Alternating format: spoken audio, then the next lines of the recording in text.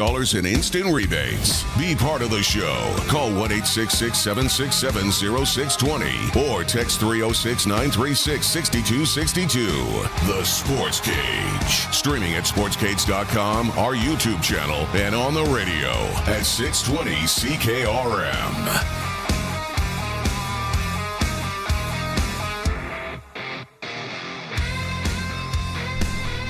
All right, welcome to the Wednesday edition of the Sports Cage.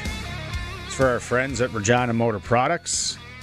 Thanks for making some time. Barney Shinkaruk here in Regina. Soon to be joined by Greg from the Piffles podcast. Colson's got things going on the board, getting us to air. Dave and Luke are in Winnipeg. Hopefully standing by soon. We're going to check in with them, find out the haps from the Grey Cup. Thanks for tuning in, however you are tuning in. We're back on YouTube today through sportscage.com and our YouTube channel. If you want to watch the program, obviously all the streams. And then always on 620 CKRM. All of our engagement with you. We're hoping it comes.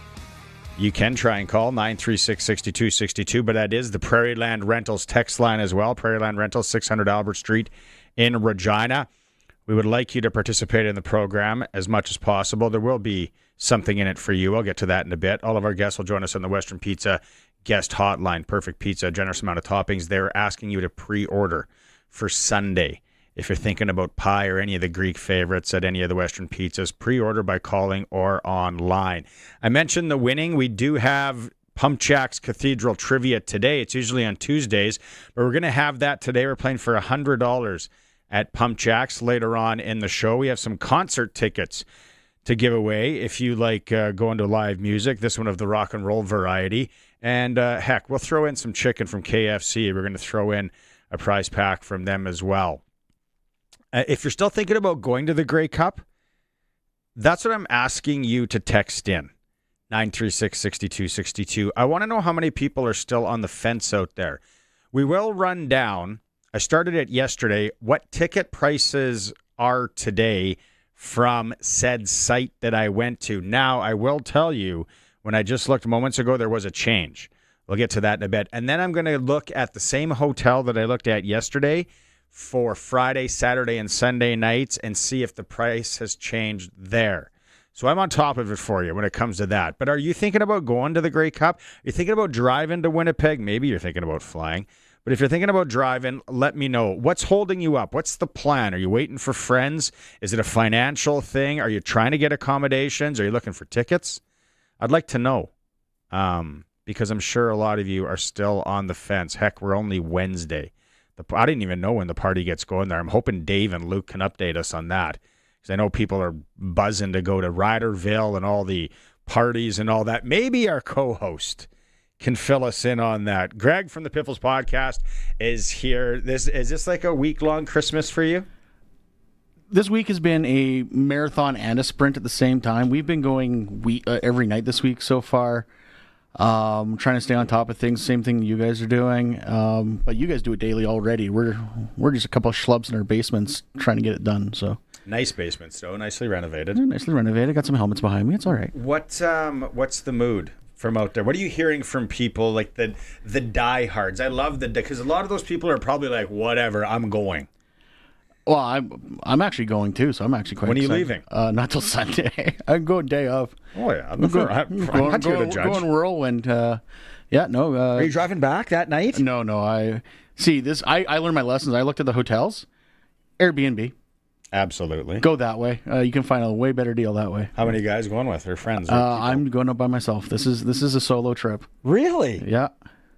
Are you interested in taking any Sports Cage listeners? Share some gas money. Maybe they can stop at what's the Red Line? No, the Red Barn. The Red Barn in Moosomin. Maybe lunch or breakfast will be on them. I'm definitely stopping there on my way through on Sunday. I guarantee you that.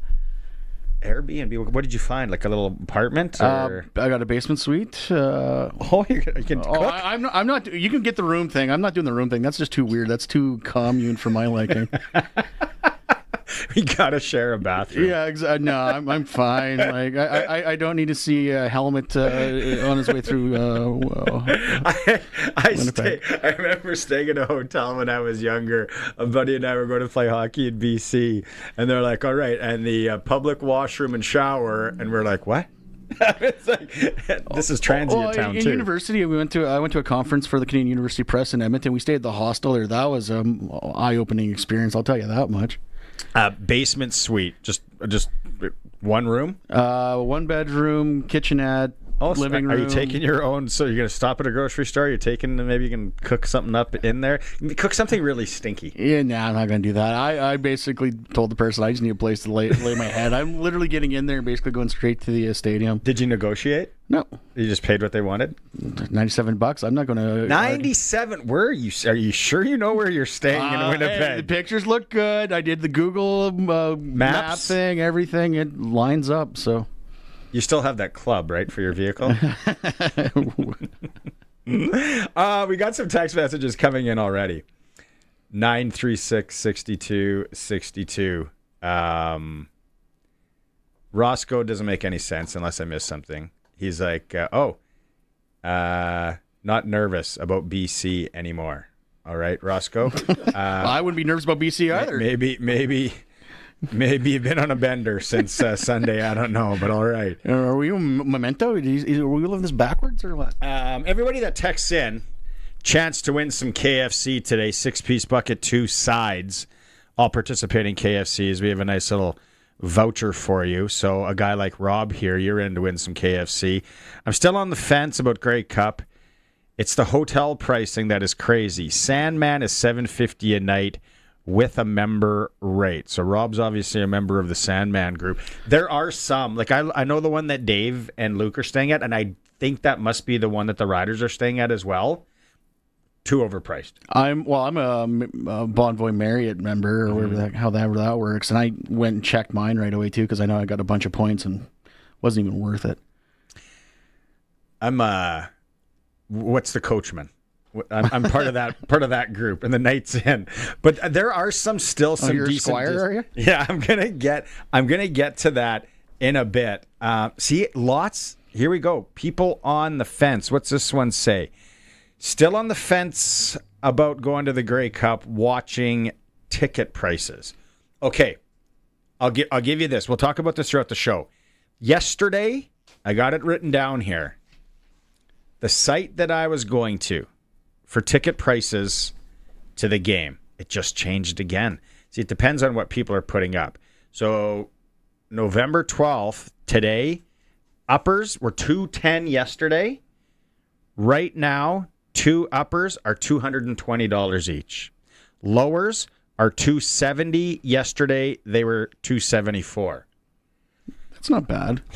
That's not awful. No. The Riders are in the Grey Cup. If you are the diehard Rider fan, and it's in Winnipeg, right? It's not like you got to hightail it to Montreal or Vancouver or Toronto. Well, like I said, I'm leaving on Sunday morning. Like, I have to be in Warman the day before, so I got to be. That's the reason why I'm waiting. Are you driving from Warman to? Don't take that highway to go the double lane. No, I'm coming home that night, good. Sleeping, and then heading in like first thing in the morning. The thing's a death trap. Oh, I bet.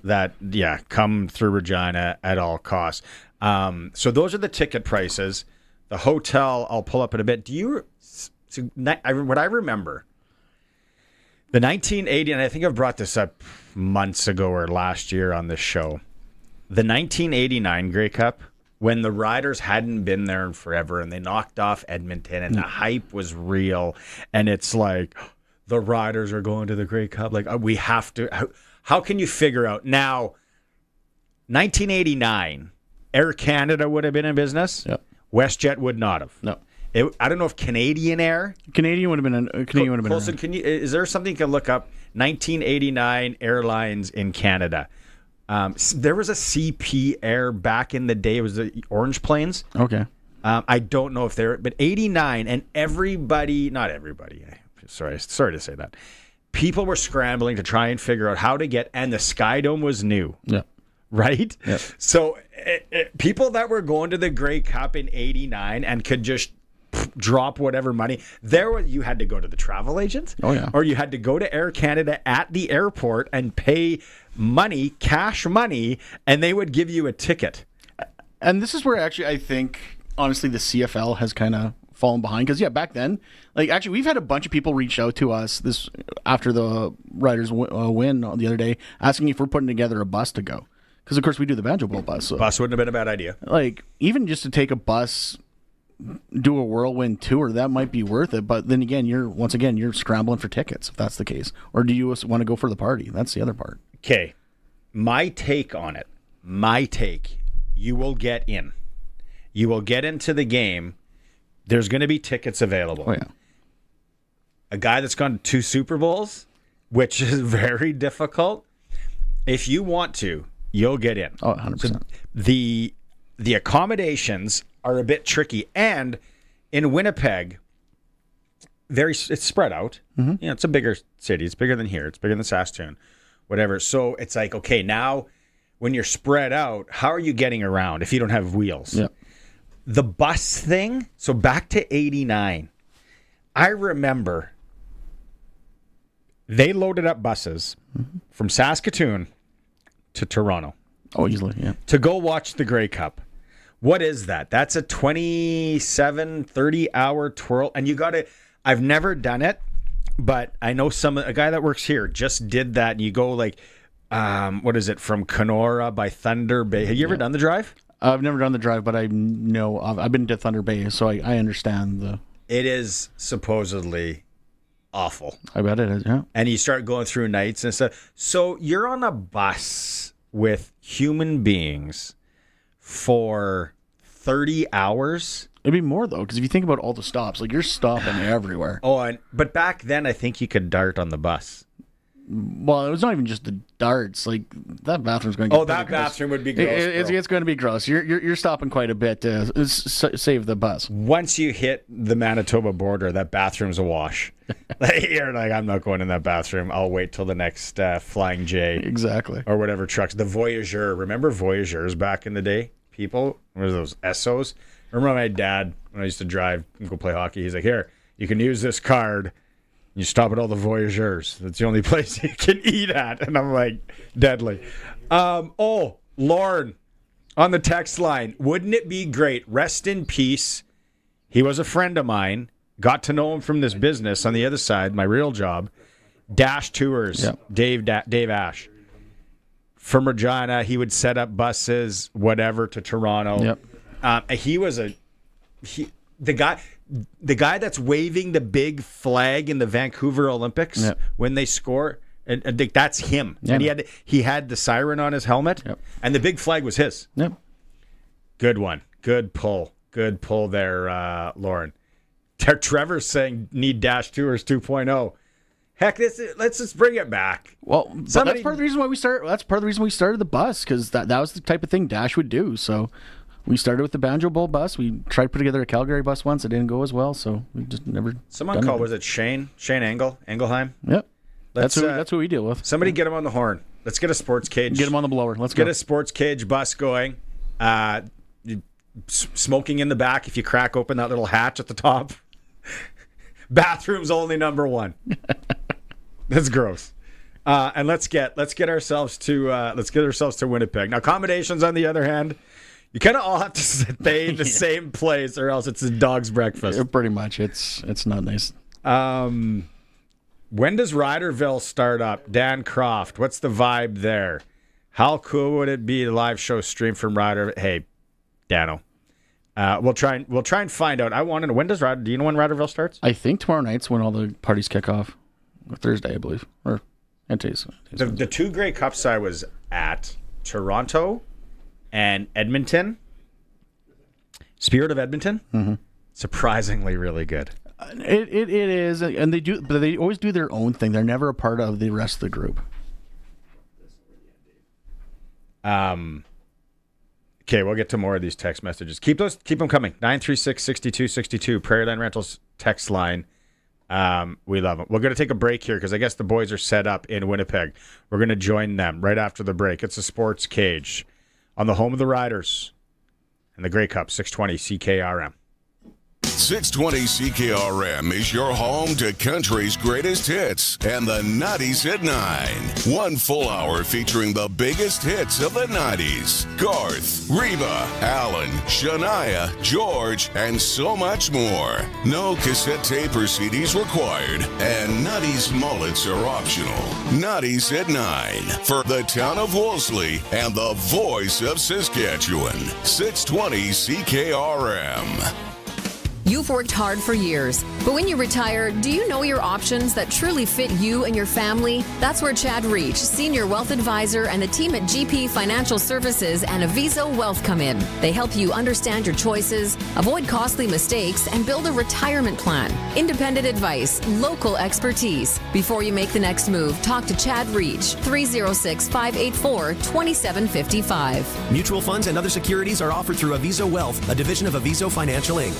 Thank you, Rider Nation. The Riders Foundation 50-50 jackpots have been massive this season, and it's all thanks to you. When you buy your 50-50, you're supporting amateur football across the province. And now the Riders are back in the Grey Cup with a guaranteed payout of $250,000. But we know it'll be bigger than that. Don't get hit with regret. Buy your 50-50 tickets at riders5050.ca. And let's bring the Grey Cup to Saskatchewan. Riders 50-50 is presented by ISC. Lottery license LR250011. Sportscage continues. You can watch our live stream at sportscage.com, on our YouTube channel, and always on the radio. Saskatchewan's voice for local sports. 620 CKRM. Prairie Land Rentals text line. Leave your name. You name a number because you're in to win some KFC chicken, right? Saying the diehards have already booked! Exclamation point. You're a diehard and you just booked.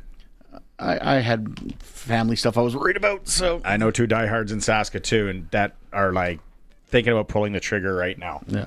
So that hotel that I was talking about yesterday, that was for those 3 nights, $1,028.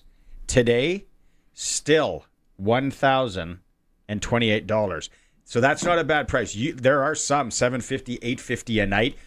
The expensive ones, like where these guys are staying, let's go out on the Western Pizza guest hotline. Western Pizza pre-book for Sunday. Dave and Luke Mullinder joining us. $100 says Luke's not smiling. Perfect. There he is right there. Oh, now he is. I don't think.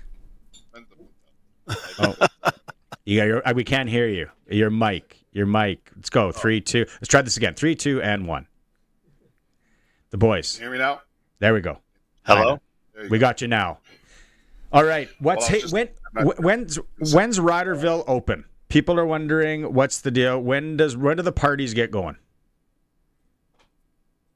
Tomorrow. They do not start today.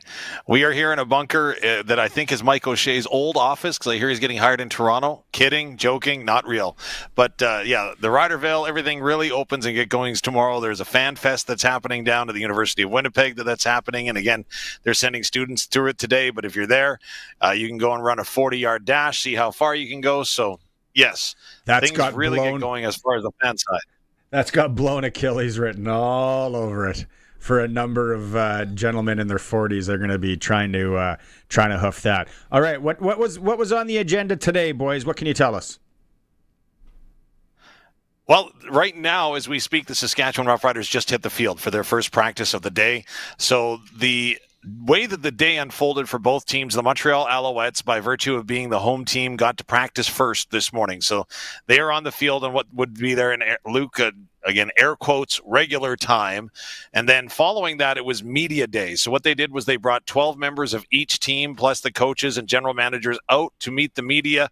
And again, you were there. You could ask them anything that you wanted to ask. So that lasted for just over 2 hours. And then once that was done, the Saskatchewan Roughriders immediately hopped on their team bus and headed to practice, and that's where they are right now on the practice field. And again, I don't know, Luke, if I'm a professional athlete that is built on routine, this is driving me nuts. Yeah, completely. It's an experience where you have to work to. Oh, sorry. Can you hear me now? It's an experience where you have to work through and include the routine that is the Grey Cup, but it's also the privilege of being in the Grey Cup. And you know what? It's gotten a lot more manageable. I remember when we were going to Grey Cups in 2007, 2009, 2010. Those media days, for instance, they were split up in two. They would have a media breakfast with one team, and then they would have a media lunch with another team. And those were chaotic because, not only were guys trying to get something to eat, they had to stay down there, but only a few guys were getting interviewed, right? So there was always, and we had to occupy our time. As a matter of fact, it's where I first got my media interview experience, with a video camera and a fork with the napkin wrapped around it, going around and asking questions of folks just because we were bored, right? But we had to stay for like the hour and a half. So they've evolved quite a bit. The fact that there's only 12 guys now from each team, obviously those are the 12 that folks want to hear from the most. So it really only affects those 12 guys. But fortunately, they're also the leaders of the team. So they've got to be able to lock in, right when they get on that shuttle and because you're going to need to have a good practice, right? Yeah. And Hey, the Luke. one thing yesterday too, just to note for the conversation I had with Coach Mace yesterday, what the Riders did yesterday was they held an optional workout, like an optional lift for the team. And he said he was a little bit surprised. 58 players took in the optional lift yesterday. Yeah, because no one's stupid. They know what optional means when a team. It means mandatory. See you there. So of course everybody's going to show up to that. All right. Yeah, right on. Okay, somebody's got a torn pec muscle because they went hard in the gym week of the Grey Cup, just trying to get extra 50 sets of 50 in or something. Hey, Luke, I want to ask you this. The Rogers Center, I figured when you guys played in the Grey Cup there, you were in the visitors' locker room. The Calgary and the Edmonton ones, what locker rooms were you in? We were actually in the visitors one in Toronto, and we were in the home ones in Calgary and Edmonton. So that was back-to-back years. Yeah, it was back-to-back years. So the Edmonton was obviously that was newer as well when we first got in there, and the benefit of having there's actually a massive benefit to being considered the home team that Montreal is going to enjoy because they're in the Winnipeg locker room. It's not necessarily about the lockers in general. It's about the amenities that come with that locker room. So, for instance, when we were in Calgary, when we were the home team in Edmonton in 2010. We had access to not only the locker room, but also to the facilities around the locker room, which was their cold tubs, which was their hot tubs, which was their treatment facilities. When you're in the visitors' locker room, those locker rooms are just built for teams that are going to come there for a few hours, right? So they don't have the same amenities. So, for instance, if you want a cold tub, teams have to actually go out of their way and create a cold tub situation. You want, you want to get things done. Like there's a considerable lift in terms of the resources that you have access to out of the visiting team locker room. So we enjoyed the facilities, obviously, as the home teams, but unfortunately, that's where the Riders are going to be. They're going to have to make things work. But again, I felt like, or at least from what I saw in Princess Auto Stadium as part of the broadcast team when we were down there doing post-game interviews, that locker room down there, the visitors' locker room, is a roomy one, and I'm sure that they found a way to get the cold and the hot tubs in and all the treatment stuff in. But again, it's just an extra thing to do, right? And when we're talking about trying to keep teams in their routines, we also talk about not just the players, but the staff, right? The equipment staff. For instance, Gordy Gilroy and the hardest working team in show business, they've got to figure out as soon as they land, what do we need to put in there now that we're the visitors team versus what wouldn't we have had to bring if we were the home team? Actually, I believe due to the nature of Princess Auto Stadium, the Riders are actually in the Bison's dressing room, which is basically set up similar to the Bombers this year. I believe Van Stone wrote that today, and that's what Derek Taylor confirmed on Biffles last night. So I think the Riders are going to be actually in a better situation than they would be typically if they are than they would be in the visitors' dressing room. They have all the Bison's amenities. Yeah, well, I doubt the Bisons have the amenities that a professional football team would have, right? U Sports team, they'll probably have a few things, but again, it's not necessarily what is or isn't in there. It's just about getting the resources that the players are used to. And again, when you're talking about keeping guys in routine, it may sound stupid, right? But when you have access to a cold and hot tub in Saskatchewan that you can fit a number of guys in versus potentially creating one with, you know, where there's enough room for one person and then you've got to figure out rotation.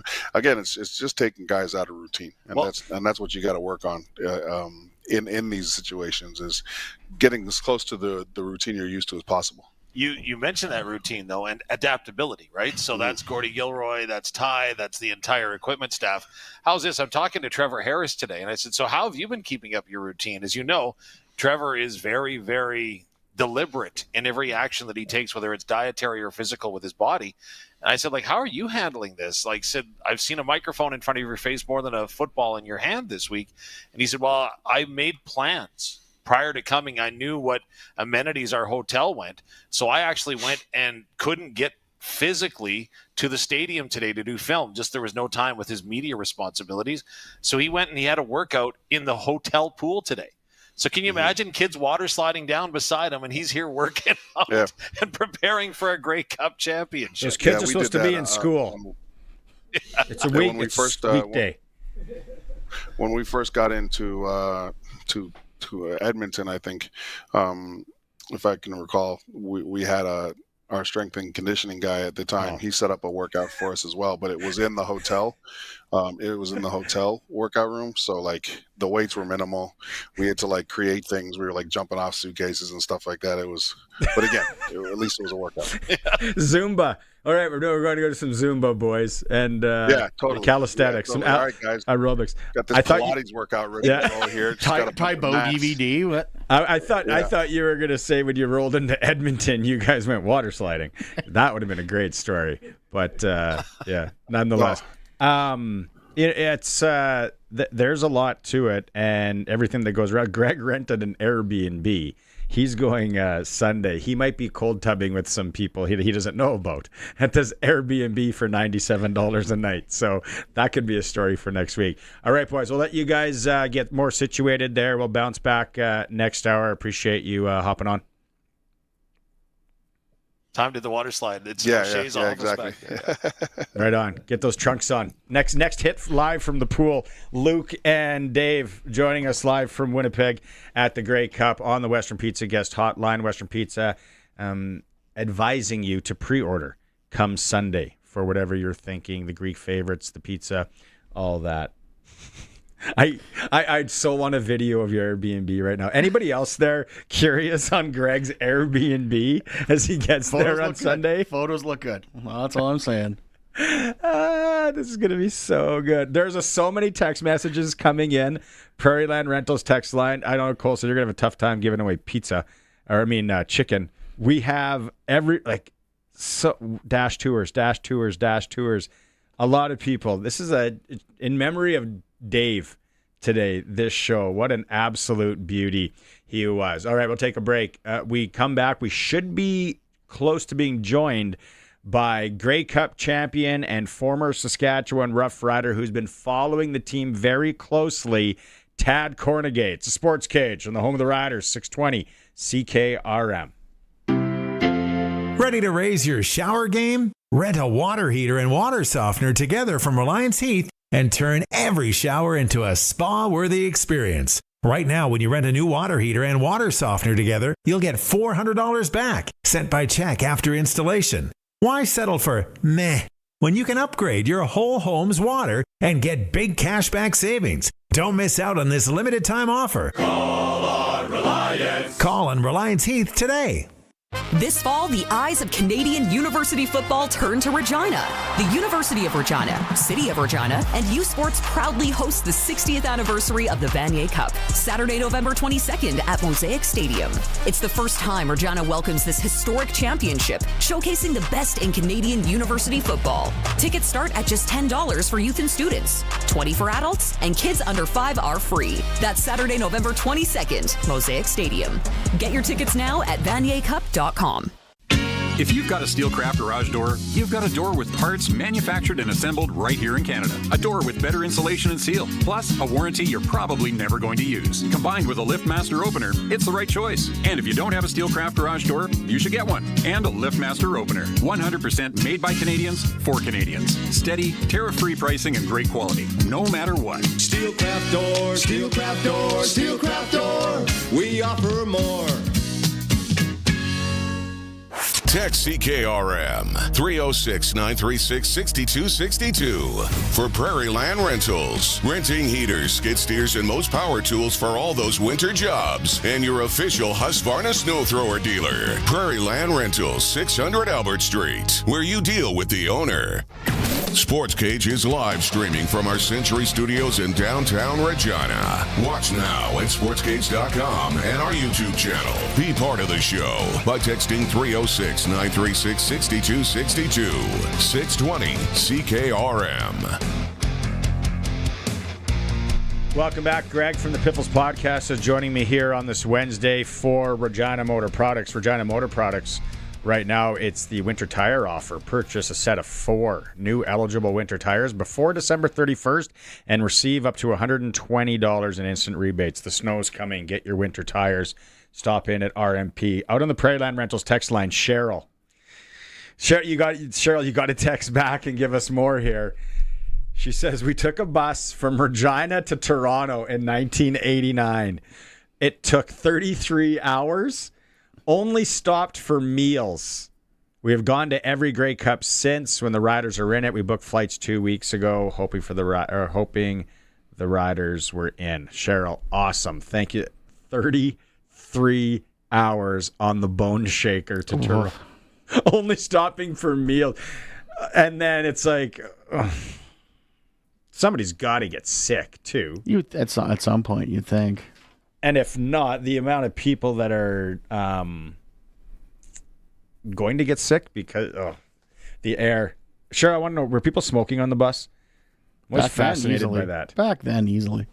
Like, did they had to pop the hatch, though? Well, I'm certain they had smoking and non-smoking, which, of course, makes a ton of sense if you think about it. But Clayton says he saw pictures today on Facebook. It was pretty satisfying. The Rough Rider logo painted over. You mean the Winnipeg one? Yeah, that's. We saw that yesterday. Yeah, Josh Shaw posted that. That was satisfying. It's great. Corey from Radville. I'm leaving tomorrow. Bought my tickets in June. All right. Corey? Would you have sold them if the Riders weren't in, or would you still be going for the party?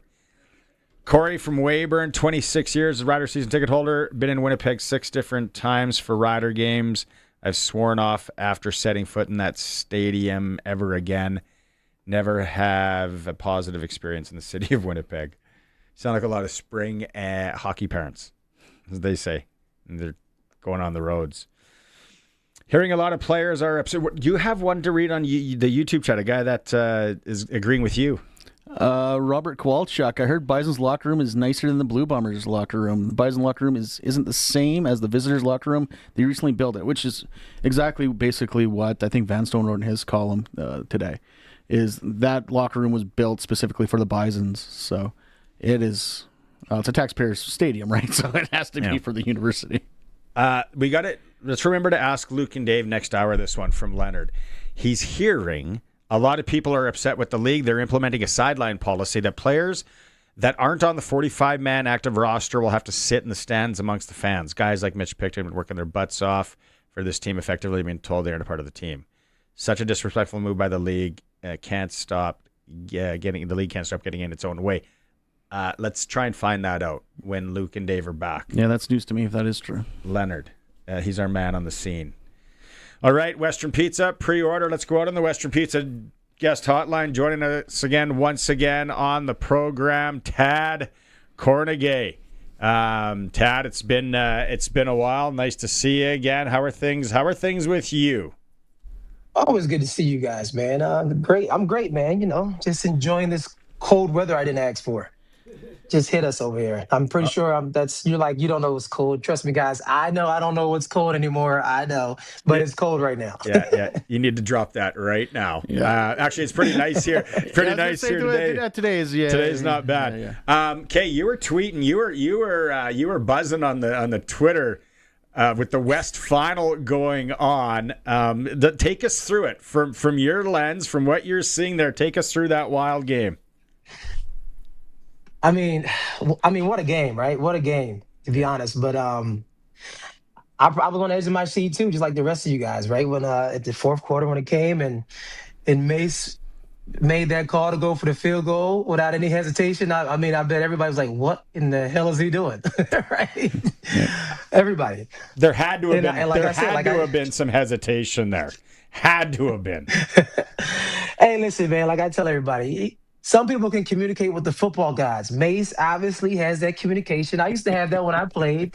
So he told him to go for the field goal, trust my defense. We'll get the ball back and we want to win and get the hell out of here. And it happened. I mean, it was gutsy, but you obviously had to have some kind of communication with the football guys to make that call.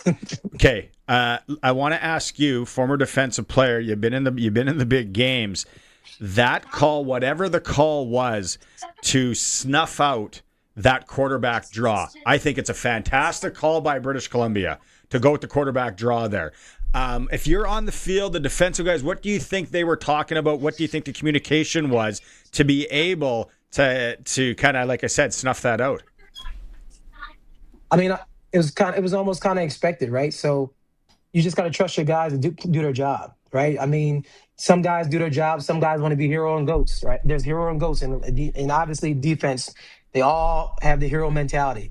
They all felt it coming. I mean, it was a great scheme for that play. Like it was awesome. I mean, you couldn't have played any better. So everyone keeps on talking about the field goal. I want to go back to that punt because in that situation, to me, that's was the egregious one. I was defending that field goal, but that giving them the ball back before that quarterback draw. What was your take on that? Because I can defend taking points. I can't defend giving. Well, because the book that Mace was thinking, it was like, all right, we're going to kick the field goal, we're going to stop them, and then we're going to go down. But then it's like, oh crap, we went 2 and out. Yeah. You got to understand, Mace is a defensive guy, right? He trusts his defense. When he kicked that field goal, he decided to bet on his defense. So guess what? I'm still here. I'm still betting on my defense. My defense will get the ball back. Period.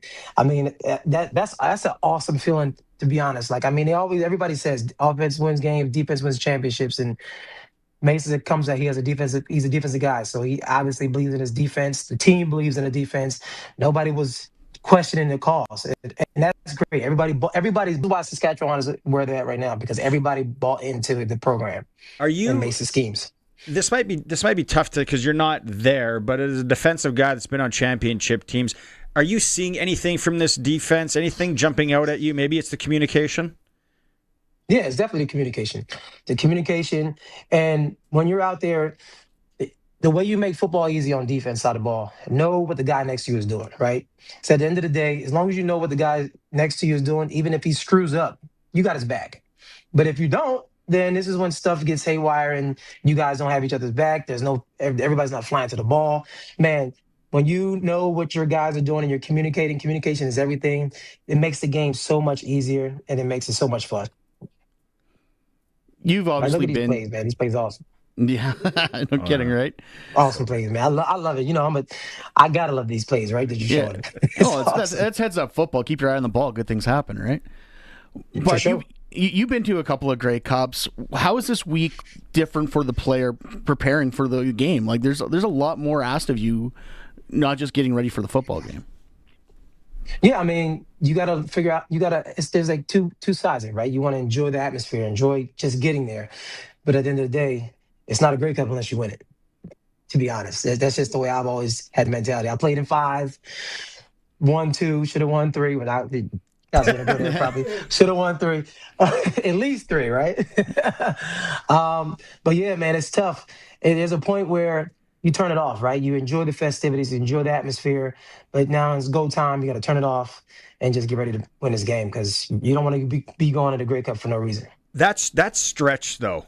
with the Riders, 9, 10, the one you win. But there was that stretch there that it almost seemed, and it's the old adage, you hear it in every sport. It's like, well, we're going to get there again. We're going to get there again. And now we've gone 12 without getting there, Tad. But you must have had that back then, and then you leave town and you still get to another one. You must have been like, heck, this game, this is old hat for me. Yeah, I'm a Grey Cup kid, Kornegay. That's what they called me, Grey Cup kid, Kornegay. So I don't know what that feels like.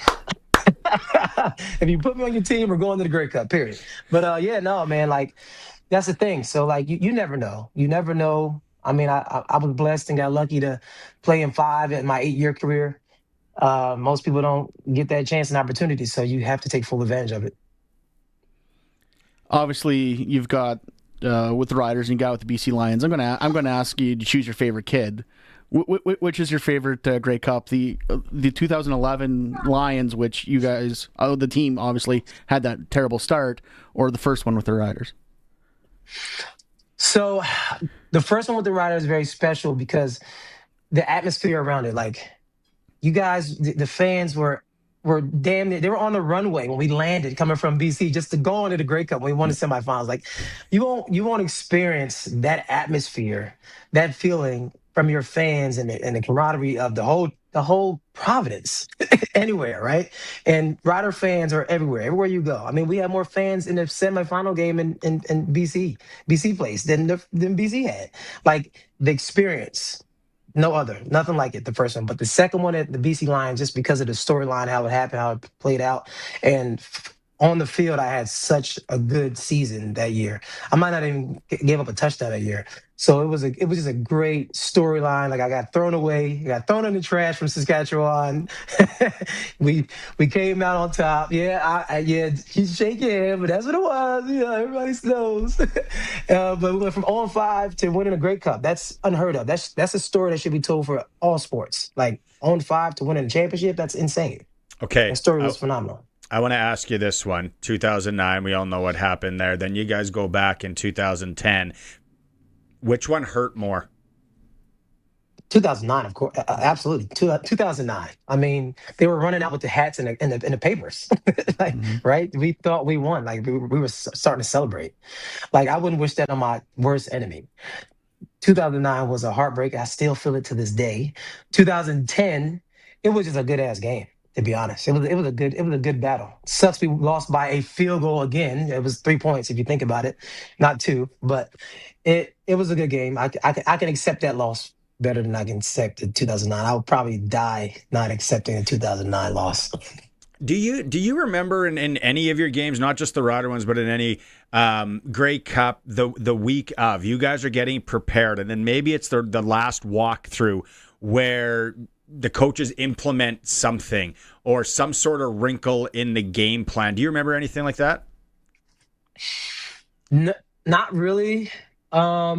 It's almost by the last practice. You're like, you better be prepared. I mean, we're here. You just got to play with the game you've been playing. I mean, you do run. I mean, game plan for changes that could have been possibly made, and from people that are injured or, new, just do schemes that you've seen in the game before, but not too many big differences for sure. You just got to go out there and play. Just play your game, have fun, and do what you've been doing the whole season, which got you here. What do you think about this quarterback in Montreal who hasn't lost a game yet? That's scary. The only reason why I say it's scary because he's rookie, right? When you're a rookie and you're playing well, you don't give a damn. You're not scared of anybody. Like, even if you should be, you just don't have it in you. Like, there's nothing that puts fear in your heart to go out there and just play your game. That's why most good rookies are the most dangerous people on the field. Now, he probably won't be that good next year. You'll know who he is, but it is a dangerous opponent to go against. Who would have been the guy from those Rider teams that would be out there chirping him though, trying to get under his skin early, playing the mind games? What year? Let me think. You want to say 07? It'd probably be. You wouldn't think it. Probably Fred Perry or definitely Luke Mullinder. He would say something out there. Not Luke. For no. sure. Yeah, he would. Yeah, he would. He'd probably nudge him or do something dirty. He'd probably do something dirty more than anything. Something That's what I love physically about dirty to the man. I would absolutely have said something to him. I would have, like every game, pregame, I would always try to get an interception off the quarterback's throws during pregame warm up. So I would definitely did something before the game. I was known for that. That's great. All right, before we let you go, give us a prediction. Goodness gracious. Prediction of the Grey Cup. I would say, let's go 32-30 Riders. I was going to say, why would you put it within a field goal? Why? Against Montreal? Why? I have to. That's the only way I can overcome it. That's the only way I can overcome that. That's the only way I can overcome it. I would cry if we win by a field goal. Where are you going to be watching it? You got a little Grey Cup party planned down there? What do you got? No, I'm just probably gonna be home, man. Home with the family, because I actually have my son has his regional championship football game in Maryland, and on Saturday, so we got to drive back home Saturday night, hopefully with the win on our belt, because then it's the championship the following week. So yeah, I'll be home watching with my son. Right on. All right. Good luck to you guys there. Thanks for doing it. What is it? Grey Cup Kornegay, or what did you say the nickname is? Grey Cup Kid Kornegay. Grey Cup Kid Kornegay. Come on, man. You better remember that. Come on, man. We'll get some shirts. We'll put it up on the wall here. We'll hook up again, Tad. Thanks for doing this, bud. In Mace We Trust. In Mace We Trust. I want to see a shirt out there. Make sure Rider Nation, somebody has a In Mace We Trust shirt on. All right. There he is. That's awesome. Former Grey Cup champ, former rider Tad Kornegay joining us again on the program. He could easily go into media. Oh, easily. Yeah. Luke, when Luke comes back on in hour 2, we'll have to ask him, all right, Luke, what kind of chirps would you be throwing at Davis? He basically said he'd be throwing cheap shots, too. Hey, championship game, whatever. Late hits. Win if you can, lose if you must, but always cheese. Jesse the Body Ventura. Stick 'em, something, nail 'em. Isn't that's from hockey? That's slap shot. You got to get on there. All right, text message is buzzing here. Prairie Land Rentals text line. Let's take a break. We'll come back. We'll read some of your messages. It is the Sports Cage. We are streaming through our YouTube channel if you want to watch along at sportscage.com.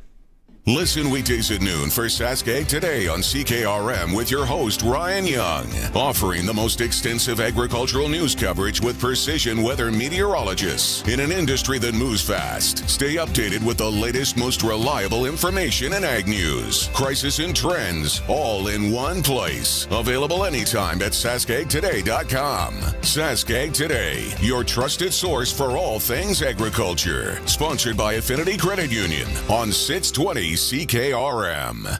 So since that little ding on my car last week, I don't know where to take it. I don't even know. That's easy. Take it to Regina Motor Products. Who said that? I did. Down here. I'm Terry the Tire. Regina Motor Products Chevrolet Collision Center and SGI accredited auto body repair is a full-service collision and body shop that works on all makes and models. Just submit your claim to SGI and set an appointment to get your appraisal done. Easy. I bet you're tired after saying all that. South at Highway 1 and 6, Albert Street. RMPChevrolet.com. Howdy, it's your old pal Wood Country Woody here. Building a fence or corral? Of course you are. That's why y'all need to be seeing the good folks down at Wood Country. Wood Country's your one-stop fencing shop with everything you need right now. Keeled rails, slabs, rough-cut lumber, fence posts, and barbed wire. Get on into Wood Country. Post-haste. In McLean, Estevan, and Tisdale. Your home is your castle. Wood-country.com. Cowabunga, dudes! You won't believe what's popping at Glasser's TV, your SaskTel authorized dealer. Yeah, they've got radical top-of-the-line cell phones. Even April O'Neil ditched her news van for one of these babies. Plus, SaskTel internet's so fast, even Shredder couldn't slow it down. Perfect for streaming, gaming, or ordering extra-large pizza. So shell out to Glasser's TV, your SaskTel authorized dealer, dudes. Glasser's TV, your SaskTel authorized dealer. In Moosomin today. Totally tubular. Hey, farmers and ranchers, do you want the next generation to know and care more about agriculture? Donate to the Acres for Education campaign by Agriculture in the Classroom Saskatchewan to help get students out of the classroom to experience agriculture. This year, every dollar donated will be matched up to $25,000 thanks to JGL. So your gift will make twice the difference. Donate at aitc.sk.ca/acres for education.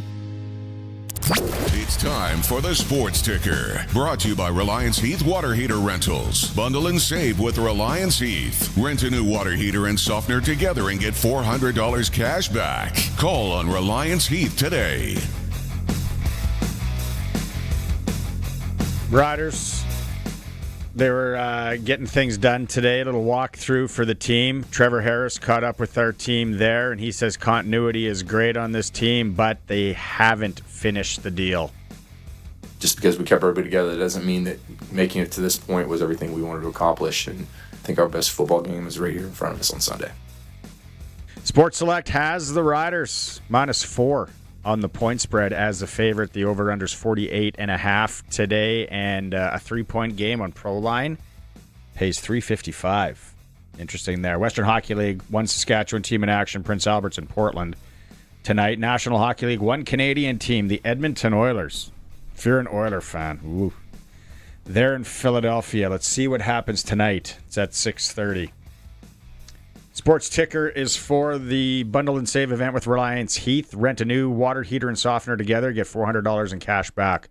Call on Reliance Heath today. All right. Prairie Land Rentals text line.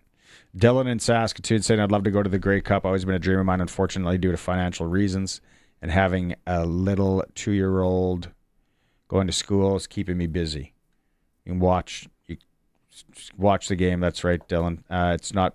Everybody can't make their way there.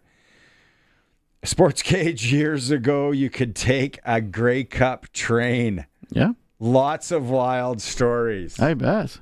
Where did that leave? Because the Via leaves from used to leave from Watrous and Melville, Saskatoon? I believe. Like you couldn't hop on the Via in Regina. No, I don't think so, no. Where it was, we need more info. That's before my time, I guarantee you that. On this, give us more info. They didn't leave their name on that one. Lots of Dave Ash love coming through here. And like I said, I think this is something that the CFL kind of dropped the ball on. Like they used to have like a partnership with Red Tag. Like why isn't there like fly to Grey Cup flights and hotels included? Like I'm certain they've got the buying power to pull something like that off. Who? Red Tag. They had a thing with redtag.ca a few years ago. Like still need a bird. You need the plane is the key. Yeah, and then you could like Creos Air, but I don't know how big of a plane you can get from Creos. It's all just all these people own planes and they just put it in a big rental pool. Isn't anyway. WestJet on their jerseys for the playoffs? Why not do something with WestJet Vacations then? Oh, have you dealt with WestJet really? They are the furthest thing from wanting to do any favors or anything cool for Canada anymore. Don't even get me started. I'm just saying, like, there's got to be a way to get more fans to the game. But what do you think the percentage? I asked this yesterday. Over 50% Rider fans in that stadium.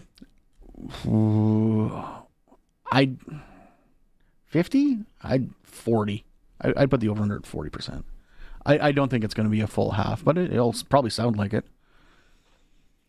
From Leonard Corey, Saskatchewan head coach, made a straight-up gangster decision by kicking the field goal and let the defense hold BC so he can get the ball back and score. Played to win. Even points to win. Well, that's it. He took the points. I know.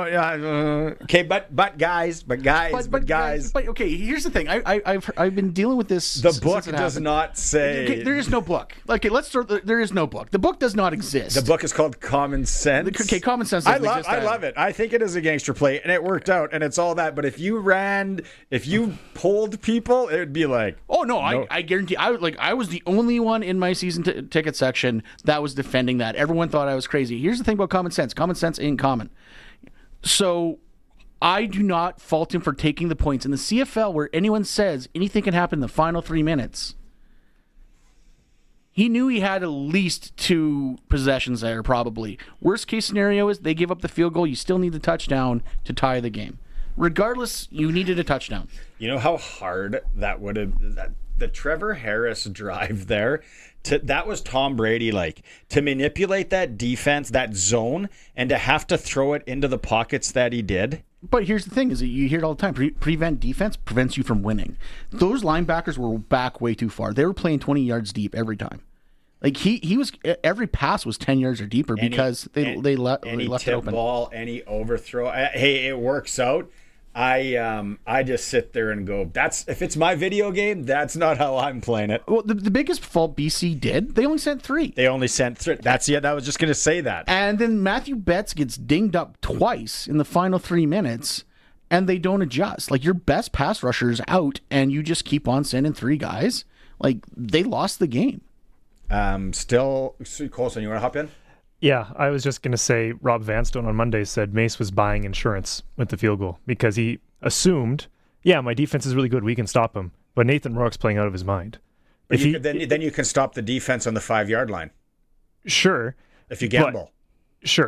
But he took the points because if Nathan Rourke continues to play out of his mind and gets at least a field goal, we still need the touchdown anyways. So if we don't get it here, they go get at least a field goal, now I'm down 2 scores.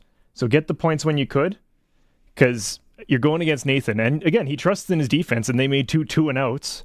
And BC's defense, as Greg's pointed out, completely did not play up to snuff. They were only supposed to make 1. They were only supposed to make 1 stop. They had to make 2. At worst, you needed a touchdown regardless, either win or tie.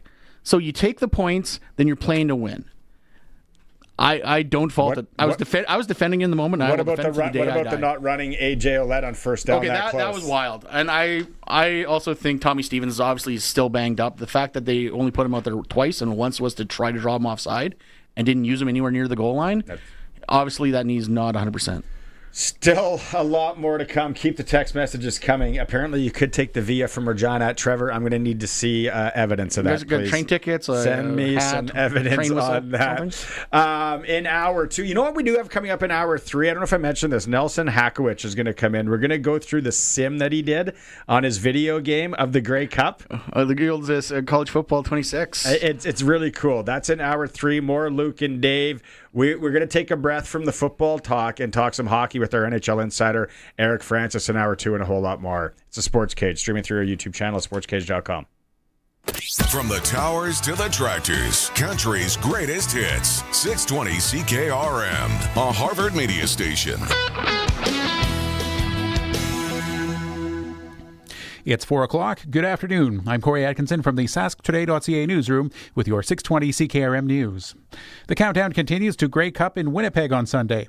The team has arrived, and the voice of the Riders, Dave Thomas, says Rider Nation is on hand as well. Well, there's a lot of excitement here in Winnipeg, and slowly but surely we're starting to see more and more green on the streets of Winnipeg as Rider Nation is starting to filter into the Manitoba capital in advance of the big game on Sunday afternoon. Listen for coverage all week during the Sports Cage between 3 and 6, and of course we'll have the call of that game live on 620 CKRM on Sunday afternoon at 5. The Saskatchewan government, along with SGI, has announced $6.8 million for the City of Regina to fund 49 police positions through the 2025-26 Municipal Police Grants Program. The funding will support investigations into drugs, gangs, and online child exploitation, and help improve mental health and traffic responses. MLA Brad Cressweiler says the investment will enhance community safety. Mayor Chad Baczynski and Acting Chief Laura Lee Davies both praised the funding, calling it vital for meeting public safety needs and holding offenders accountable across Regina. The Saskatchewan Serious Incident Response Team is investigating an in-custody death at the Saskatoon Police Service Detention Unit. At around 8:59 a.m. on November 11th, police arrested a 35-year-old man after a brief struggle following a report that a 5-year-old child had been assaulted with a weapon. The man later went into medical distress while in a cell and was pronounced dead at around 10:08 a.m. CERT's investigation will review police conduct during the arrest and detention. Saskatoon Police will continue investigating the alleged assaults involving the child and a 40-year-old woman. A ranking government official says financial markets are picking up on signals that Ottawa is sending about getting serious about defense spending and rebuilding the Canadian military. Stephanie Beck is a senior bureaucrat, the deputy minister in charge of national defense. Speaking at a Canadian Global Affairs Institute procurement conference, she says she's never fielded so much interest from banks and pension plans. This comes as the federal government moves to reform how it buys military equipment and plans to inject massive amounts of money into defense, levels not seen since the Cold War. Ottawa is seeking to meet its NATO commitments, build up the domestic industry, and rebuild a military struggling with old equipment and aging infrastructure and fleets. Kyle Duggan, The Canadian Press. And 3 paintings from public television legend Bob Ross have sold for over $600,000 at auction. The sales took place yesterday at Bonham's in Los Angeles. The paintings are part of a collection of 30 works being sold to support public TV stations affected by federal funding cuts. Winter's piece, painted during a 1993 episode of Ross's show The Joy of Painting, fetched $318,000. Home in the Valley sold for more than $200,000, and Cliffside brought in more than $100,000. Proceeds will help stations pay licensing fees for popular programs. The famously gentle and bushy-haired Ross, who died in 1995, remains a beloved figure in art and television. That was your 620 CKRM News. Read more stories from around your community and around the province at sasktoday.ca and 620ckrm.com. Your weather is next. Brought to you by Line X Regina, Serious Protection, Killer Lux, 1865 McCarra Street. Tonight, a few high clouds and a low down to -5. Looking at tomorrow, mostly sunny. Daytime high of 8 degrees. Tomorrow night, partly cloudy. We're actually rising to 11 degrees. Looking at Friday, mostly cloudy, high of 13. Saturday, becoming mostly sunny and a high of 2 degrees. And then Sunday, it says right here, golden sunshine and a high of 3. And for game day in Winnipeg on Sunday, still calling for a high of +1 and a low down to -4. For 40 years, the team from Line X Regina has been protecting vehicles across Saskatchewan, and we're changing with the times. 3 generations of our family have protected your vehicles. Our business has evolved, and we're not stopping now. The next generation is here. Same family, same commitment, ready for the next generation of truck beds, rocker panels, trailers, bumpers, and running boards in all kinds of colors. Line X Regina, 1865 McCarra Street, the next generation of protective coatings. Broadcasting from Century Studios in downtown Regina, Harvard Media presents The Sportscage, where Saskatchewan comes to talk local sports. Brought to you by Regina Motor Products. R&P Winter Tire Offer is on now. Purchase a set of 4 eligible winter tires before December 31st and receive up to $120 in instant rebates. Be part of the show. Call 1-866-767-0620 or text 306-936-6262. The Sports Cage. Streaming at sportscage.com, our YouTube channel, and on the radio at 620 CKRM. Show, welcome back, whoever you're tuning in, whether it's on the stream, the YouTube channel, or on 620 CKRM. Greg from the Piffles Podcast is with me today. Colson over there working the buttons magnificently. It is for Regina Motor Products. Winter tire deal on right now. You get receive up to $120 in instant rebates when you buy 4 eligible tires. Okay, Trevor, good work on the Prairie Land Rentals text line. Fantastic. He did just go to Google, but yeoman's work nonetheless. Last time you could board a Via Rail in Regina was January 16th, 1990. So they shut it down after the Grey Cup. You know, we don't need to use this anymore. That's the old, it's the Chino. Yeah, You go down the stairs there. That's where the tracks were. Yeah. I haven't been to the casino here in a long time. Used to go and play poker there. Then now they just make you feel like an outsider. If you're not wearing sweats, you're not one of them. Playing the ponies was always my favorite thing. Those robotic the horses. Yeah, you could probably buy one for your house these days. One of those. I asked what the percentage of fans will be in the game, and you said about 40. I think so. Rider fans. Someone's asking percentage of fans, Bomber fans with us. I wouldn't bet on that. Don't bet on the Bomber fans with us, because I guarantee you we were the biggest Argo fans in 2022. There's people I'm talking to, it's probably 50-50. They're like, people that I know from Winnipeg and Manitoba, they're like, hell no, I'm not pulling for the Riders.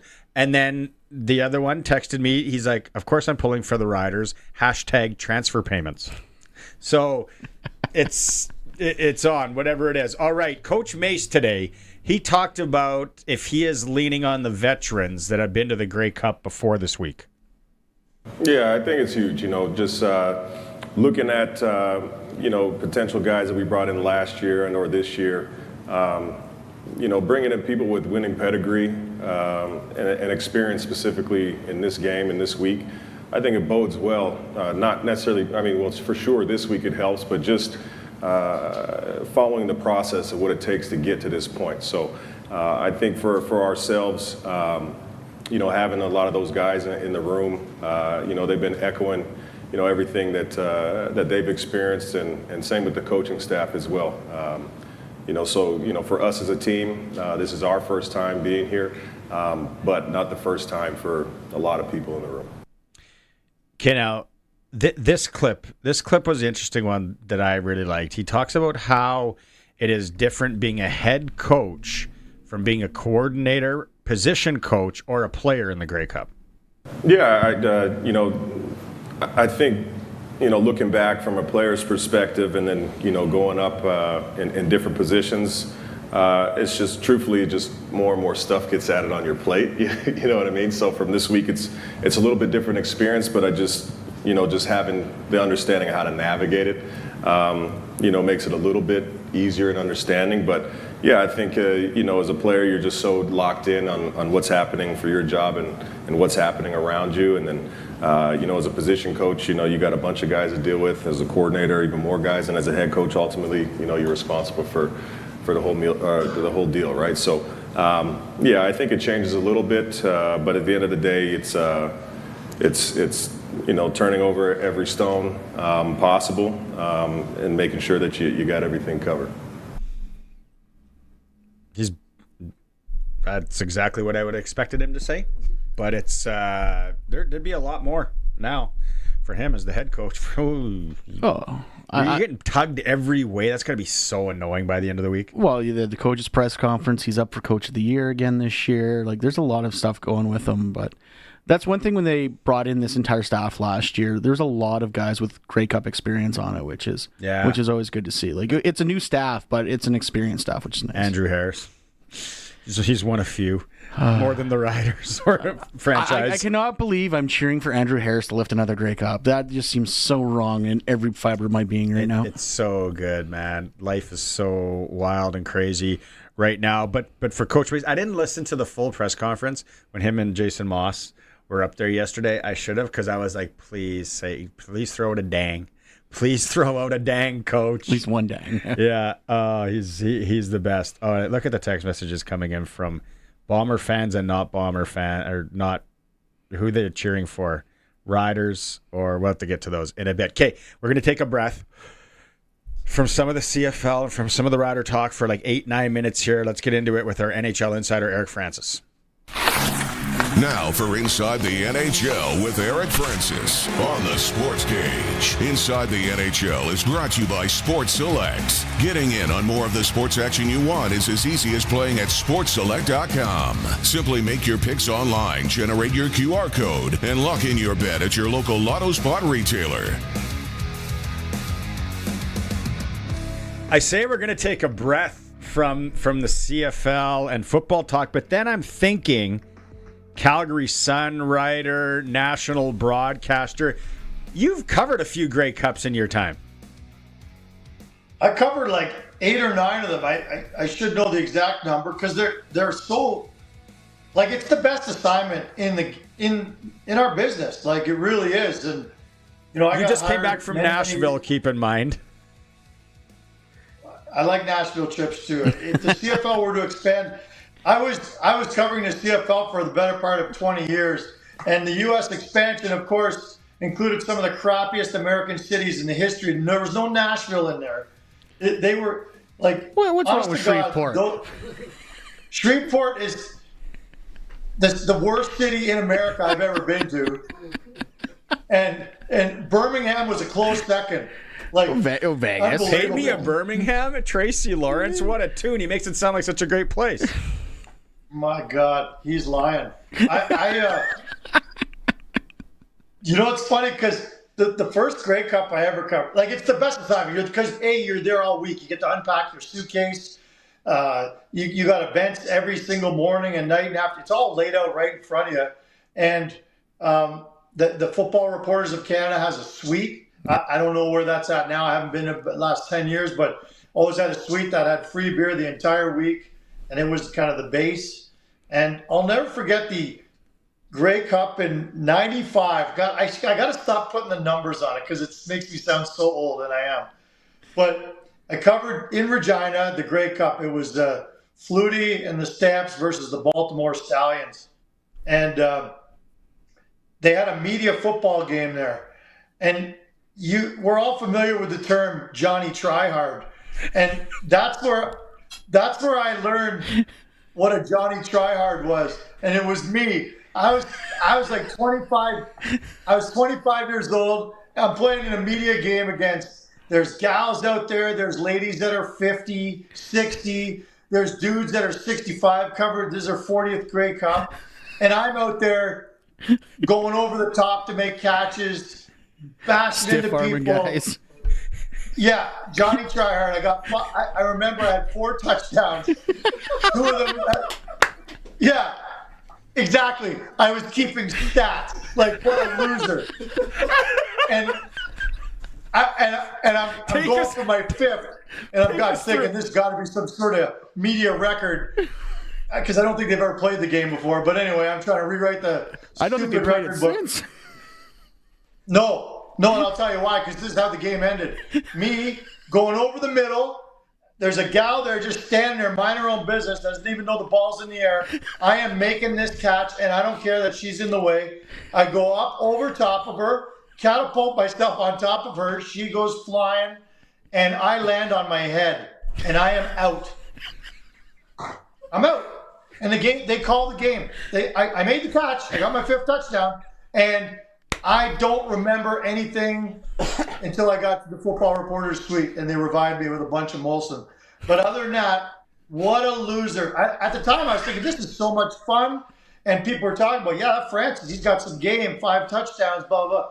I don't really remember the whole weekend in its entirety because I think I was concussed. I was sure I was concussed.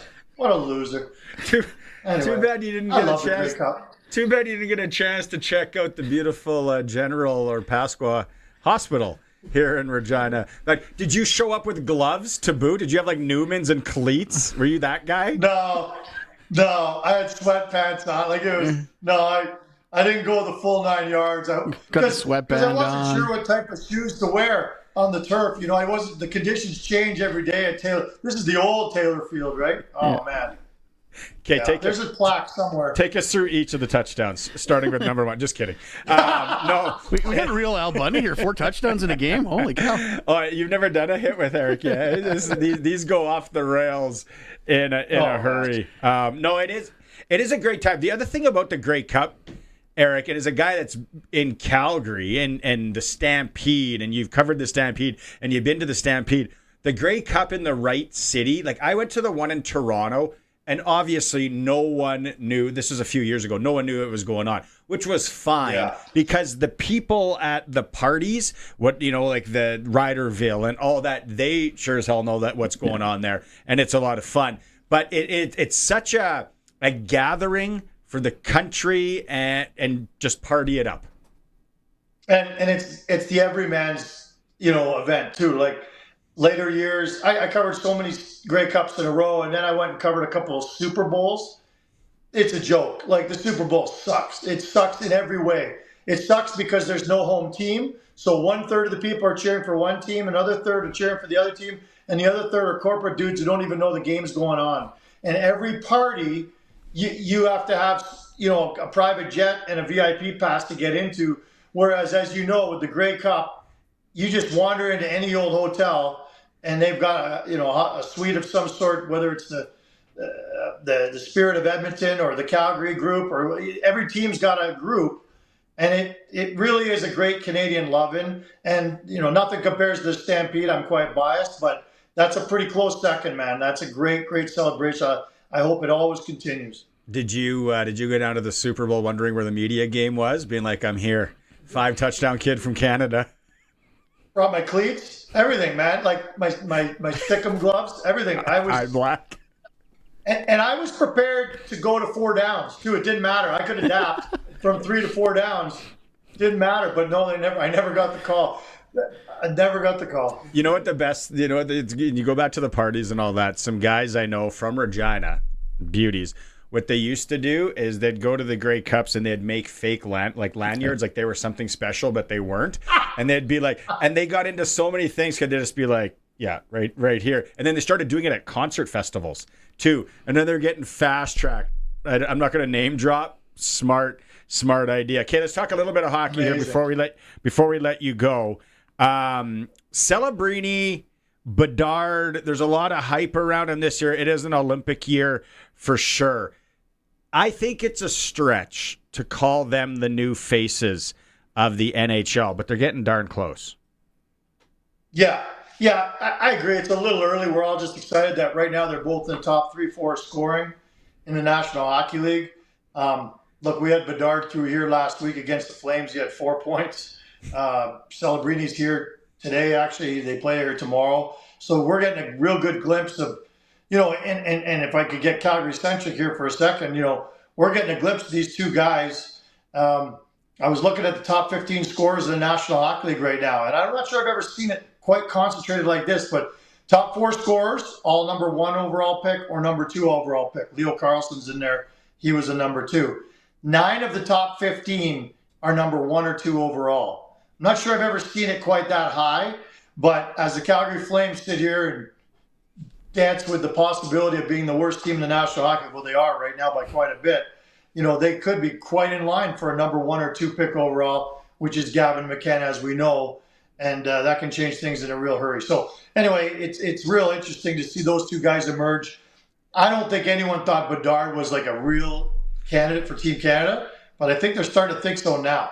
It's gonna be really interesting, kid. The one funny thing that I heard today, and I can't remember the show I was listening to, and they were talking to a scout, and he was talking about how a lot of the scouts went to watch McKenna recently play on the road and to kind of see what he was all about and all that. And I'm just sitting there going, are you honestly gonna go scout this guy and go into the room of all the scouts and GMs and everything and go, I don't know if we should take him. Like, why even scout? Why even scout him at this point? Yeah, it is interesting to see how he's making the transition from CHL up to Penn State, but because he's still young. He didn't get. Yeah, he's really young, and he didn't get off to a blazing start, but he's doing just fine. Thank you very much, especially for a kid who's that age. So I'm with you. Like, let's not try to reinvent the wheel here and try to figure out if he's really number 1 overall. Hang on to that budget. You don't need to go and see him. Yeah. Save the money. By the way, I'm loving your Maddox Schultz. I am following that guy all over the place now. I saw he just won the gold medal there for the U17s. Silver. Oh, he was on the silver team. Sorry. They lost to Canada in the other team. Sorry. A neighbor of mine was on the gold team. I got him mixed up. But he was an all-star in that tournament as well, and he's putting up the points. And like ever since I saw him at the Max Midget tournament here last year, man, and you were the one who turned me on to him, and I saw him get that 5-point game and scored in overtime. That kid's the real deal as well. He's fun to watch along the way. You get to see him again next month with Liam Pugh, who's not bad himself. Unreal. Sorry, you wanted to go. Yeah, you already touched on Calgary being the worst team in the league. Edmonton's not lighting up. Vancouver's also in the bottom right now, too. Which one of these 3 Canadian teams is going to pull themselves out of the gutter the soonest? I think you could lump Toronto in there, too. Like, you read their clippings, the sky's falling there as well. Who's going to pull up their bootstraps? Come on, it's going to be Edmonton because nobody wants that. That's why. It'll be Edmonton. I mean, they figured it out. This is the 3rd year in a row that they've had a, kind of a rough start. And they just got too much talent in there to not figure this out. It's a cat and mouse game they play every year. Every game I watched them the other night. They're down by 1 with a minute to go. They score shorthanded to tie it up. They won it in overtime. It's just getting so old, Edmonton, really. Just stop it. They'll be the team to pull this out. On the opposite end, though, the Avalanche have only lost 1 game in regulation. How long can they keep that going on? Isn't that amazing, eh? And they're doing it with their backup goalie, Scott Wedgwood. Mackenzie Blackwood is back now, and they're going to ease him in slowly because Wedgwood's playing so good. I mean, their blue line's stacked up front. Their top 6 is as good as anybody's. McKinnon's playing like the best player in the world right now.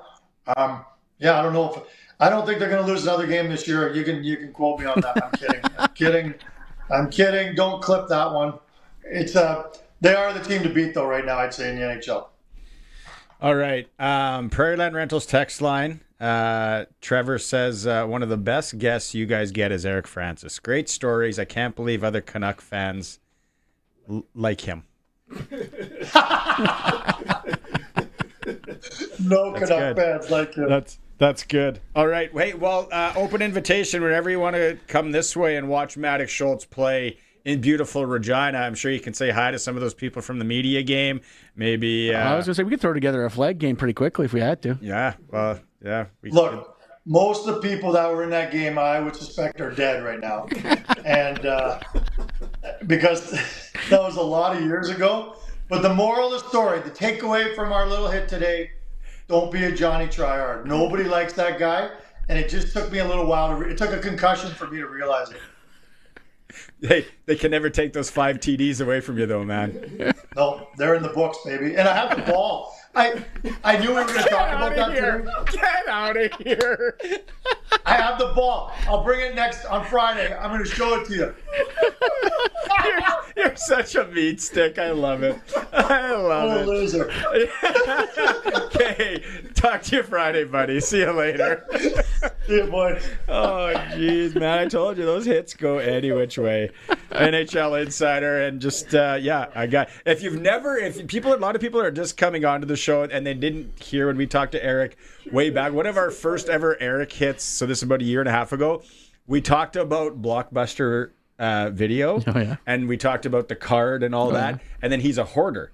So he starts going through the drawer in his desk, and he's like, I bet you I have it in here. Sure enough, live on TV, he pulls it out. So now it's sitting behind him. When he does his Sportsnet hits and everything, his Blockbuster card is on the shelf there because we got him to dig it out. Yeah, it's awesome. It's brought to you by Sports Select. Sportselect.com. Go into the QR code. Every bet is 100% legal. Your chance of winning. Now you can just do it online or on your phone.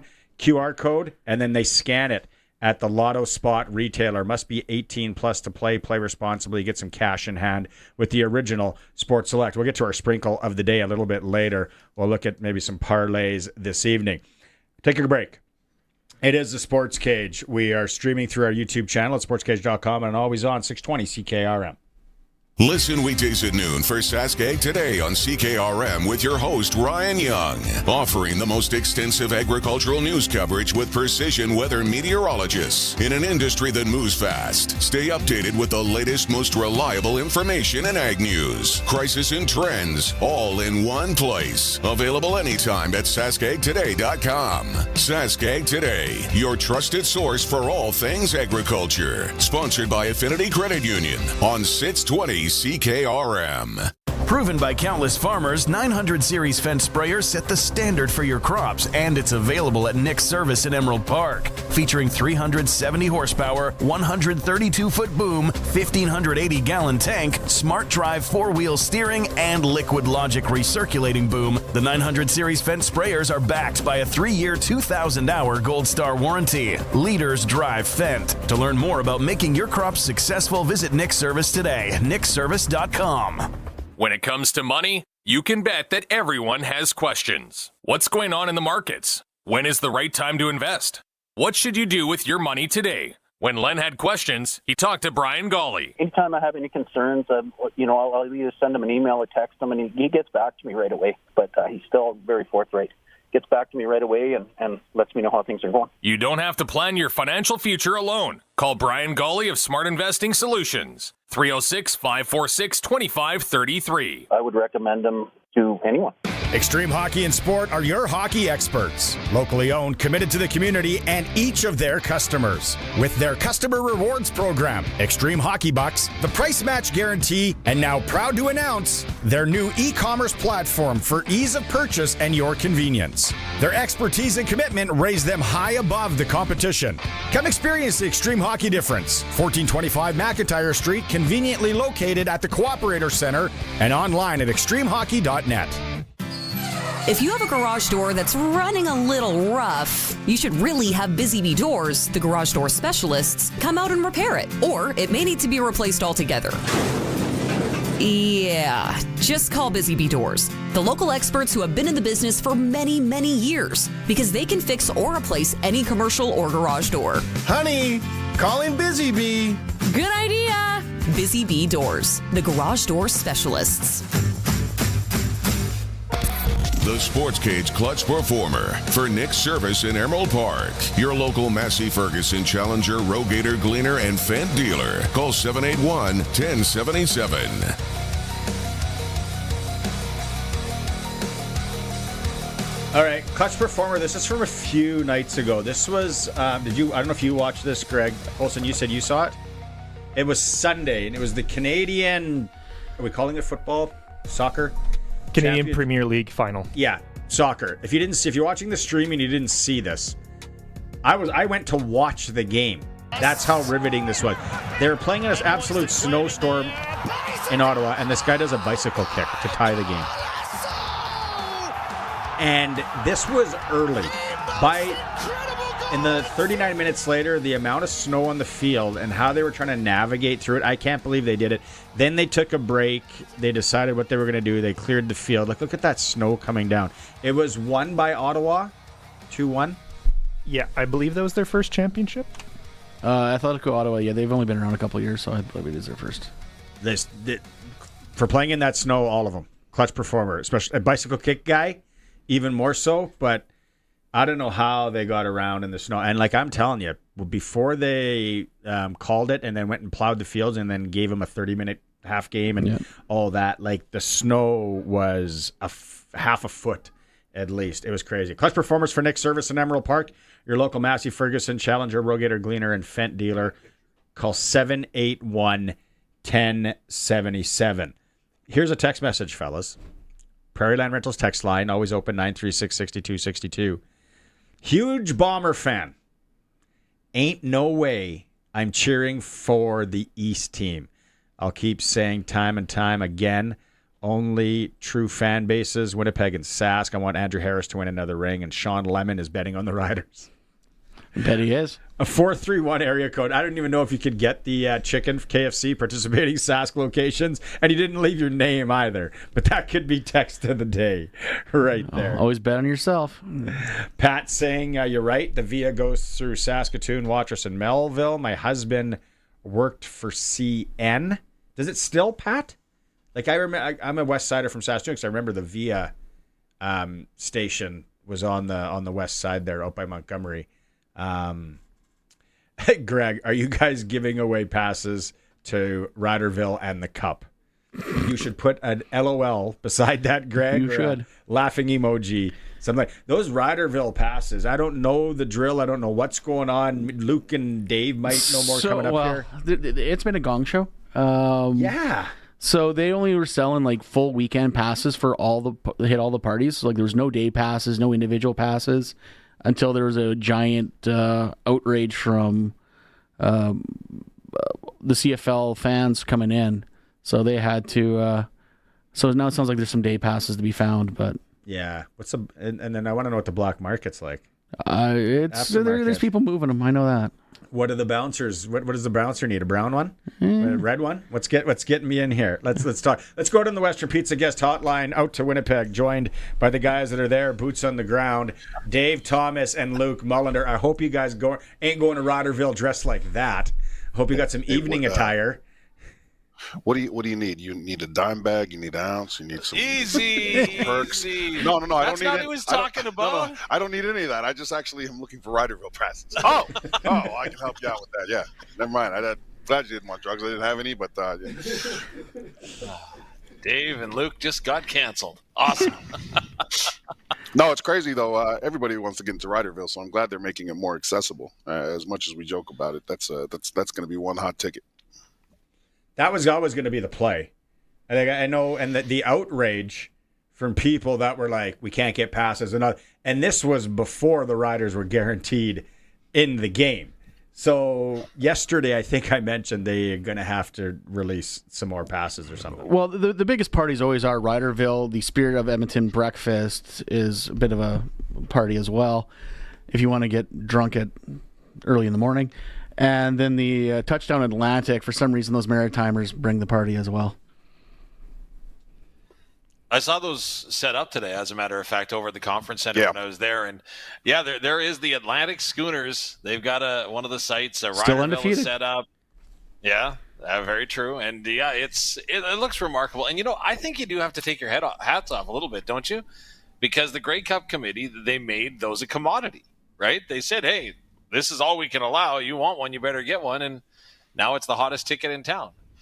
Yeah, it's always again when you have a Grey Cup, especially because of the time it falls, you want a centralized spot, right? That's why Saskatchewan, their bid is always going to be strong, because we have the ability to hold it on the real grounds or somewhere where everything can be found in one building, right? RBC Center's like that too here in Winnipeg, so it's going to be pretty cool for people to walk around, and you're right, like everything's over there. As a player, though, are you going to take it in? Because Darian Durant went in 2013, right? He went to Riderville. Yeah. Did you go to Riderville? Would you have gone to Riderville? What's the over-under in the number of players that we'll see at Riderville? Don't lie, Luke. Usually a few guys go. Yeah, I went. Yeah. Hell yeah, I went. Shoot, why wouldn't I? I went in. When was it? I think it was in Calgary. I went over there for a moment, right? Yeah. But I go all the time as a member of the alumni, as the broadcast team member, and just as somebody who supports the organization, right? So it's Riderville is always awesome, man. Yeah. Yeah, totally. We'd had Tad Kornegay on a little bit ago, and one question I asked him, one question I asked him was, we got this rookie QB for Montreal, and I said, who were the guys when you played that would have tried to get in his head, tried to maybe send a message early, tried anything like that? He went through, who was the first guy? Not Eddie Davis. Fred Perry. Fred Perry. And then he said Luke Mullinder. He said for sure Luke Mullinder would have chirped him, would have had something to say, and maybe there would have been a borderline little cheap hit early. I respect that. No. I would have probably tried to say something, but it would have had to be very short, because I wasn't much of a trash talker, man, because I didn't have that type of cardio. I always wanted to conserve my energy. So whenever we were out there, I just if I started talking trash and starting to get passionate about something else, I wasn't going to be able to actually do the responsibility it came to when the whistle blew. So, but yeah, I think Tad, for the most part, he's lying, because he would have been the guy. We would have been hearing Tad behind us yelling at the quarterback. And man, there was nothing like playing with 2-4, man. He was a beauty. He was one of the better pound for pound players that I've ever played with. But man, he was the reason what made him so good. And I hope he's not listening, and I would never tell him this to his face. But the reason what made him so good is because he wasn't afraid of contact, and he was a smaller guy, but man, he could mix it up with the best of them. And for us, we got so many amazing years out of him, especially in like 2008 and beyond, because he was down there. He'd play any spot. He'd play the strong side linebacker spot. He'd play the defensive back spot. Shoot, you told him to blitz from the middle, he would do that too. He was the jumper one year on the field goal team. And they've got a picture of him literally being ejected by two fat dudes from the Winnipeg Blue Bombers, on the protection team. But he's like up in the air. He's like 20 feet up in the air, and they've just thrown. But man, that was Tad, man. He was willing to put it on the line for whatever. Can I ask a question about Davis Alexander? Yeah. So the Rough Riders have not seen Davis Alexander this week. And again, there's a bunch of narratives that we've been talking about, Barney. We talked about it yesterday. We'll continue to talk about it all week long. But of course, as a starting quarterback, Davis Alexander is 13-0 in his career. He has not played the Saskatchewan Roughriders as a starting quarterback. Of course, his coming out party, if you want to say, was last year against the Riders when he came on in relief of Caleb Evans in the second half. But my question and my point in all of this is that the big narrative is that, he could be injured and nicked up. He grabbed his hamstring last time around. Yeah. But, oh my gosh, are the Riders going to prepare for two quarterbacks? Like, we could see McLeod Bethel-Thompson. And am I the only one that's sitting there thinking, don't we always prepare for two quarterbacks? Because there's always a possibility. When you have one of these dynamics, when you have one quarterback that is so dangerous in a number of facets, and you have another quarterback who has very sort of dangerous capabilities himself. One of the messages in the locker room is always, it doesn't matter. It doesn't matter who's out there. They could be prime Peyton Manning out there. It's about what the team does. It's about how we react as a defense. Are you taking care of alignment, assignment, execution? Do you know where to go when the play's being called, and do you know what to do? And are you going to make the play if the ball comes to you, right? Like, it doesn't matter. They could roll out anybody. It's all about us. And that's where I think that you should focus as a team when it comes to this type of I think that we'll see Davis Alexander for probably the whole game. I'd be shocked if we didn't. But again, if you don't, you also know, especially from a strategic standpoint, you know how to handle McLeod Bethel-Thompson, right? Yeah. Like, you can play man behind Cloud Bethel-Thompson. He's going to want to go deep, but why don't we just let's throw some pressure at him, right? I remember when we were watching the team in Montreal, we were throwing pressure packs at him, and he was getting smacked all over the field, right? So, again, it's never about which guy we're going to see maybe. It's about, guys, here's what the Saskatchewan Roughriders are going to do, and we're going to do this whether it's on the field, whether it's in the parking lot, whether it's in the meeting room, and we're going to do it to Davis Alexander, Quan Alexander, Alexander the Great, Riders by 3.5.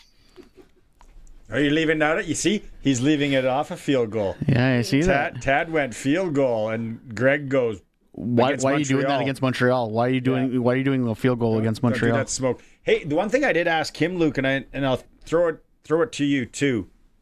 Those Grey Cup years, and I think the story, Greg being a Patriots fan as well, is they practiced the Malcolm Butler. They practiced that play that possibly they were going to see on the goal line from the Seahawks late in that week in Arizona.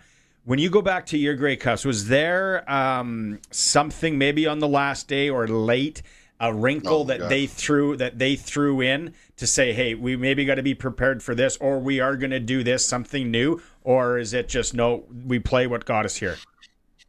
Not necessarily in the Grey Cup, but in 2010, I can tell you this. We spent every practice of the season preparing for one play that the Calgary Stampeders may run against us at some point in the year when we saw them. And I'm not lying. We literally ran one play every single day, week of practice. We would put this package in, we would call the play, and then we would. And I remember what it was. It was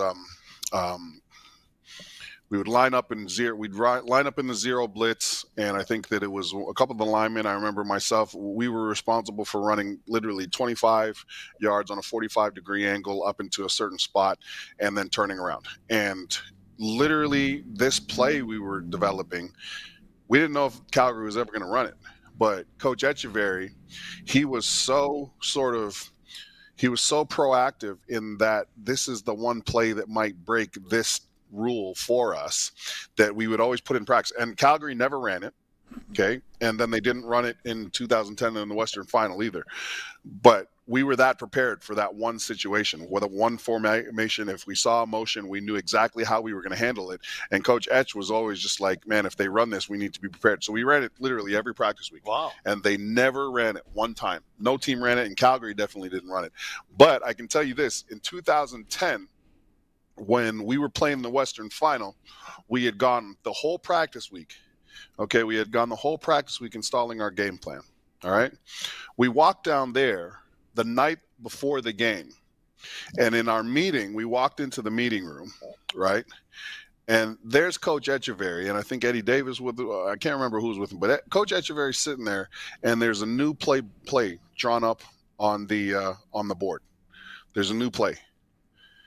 Not only was this one new play that we were adding, this was going to be the play that we ran primarily. We hadn't practiced it once all week. We hadn't practiced it once. But Coach Echeverry had thought through things. And this guy, and his staff, they used to, I don't even think they rented places in Regina. They just slept in the building, right? Wow. Partly because they were cheap, but also because they were committed. So essentially what happened was Coach Etch installed this brand new play. And what the play designed to do in a nutshell was funnel everything down and put Jarrell Freeman, who at that point was one of our best players defensively, into position to make the play for us. And Etch was really good at funneling things to a sure thing. So Etch said, we're going to run this play for the majority of the game. And we did. We ran this one defense, one play. Jarrell Freeman ended up with 16 tackles that game. Right. Yeah. And he also saved us when our idiot punt returner fumbled the ball. We were up.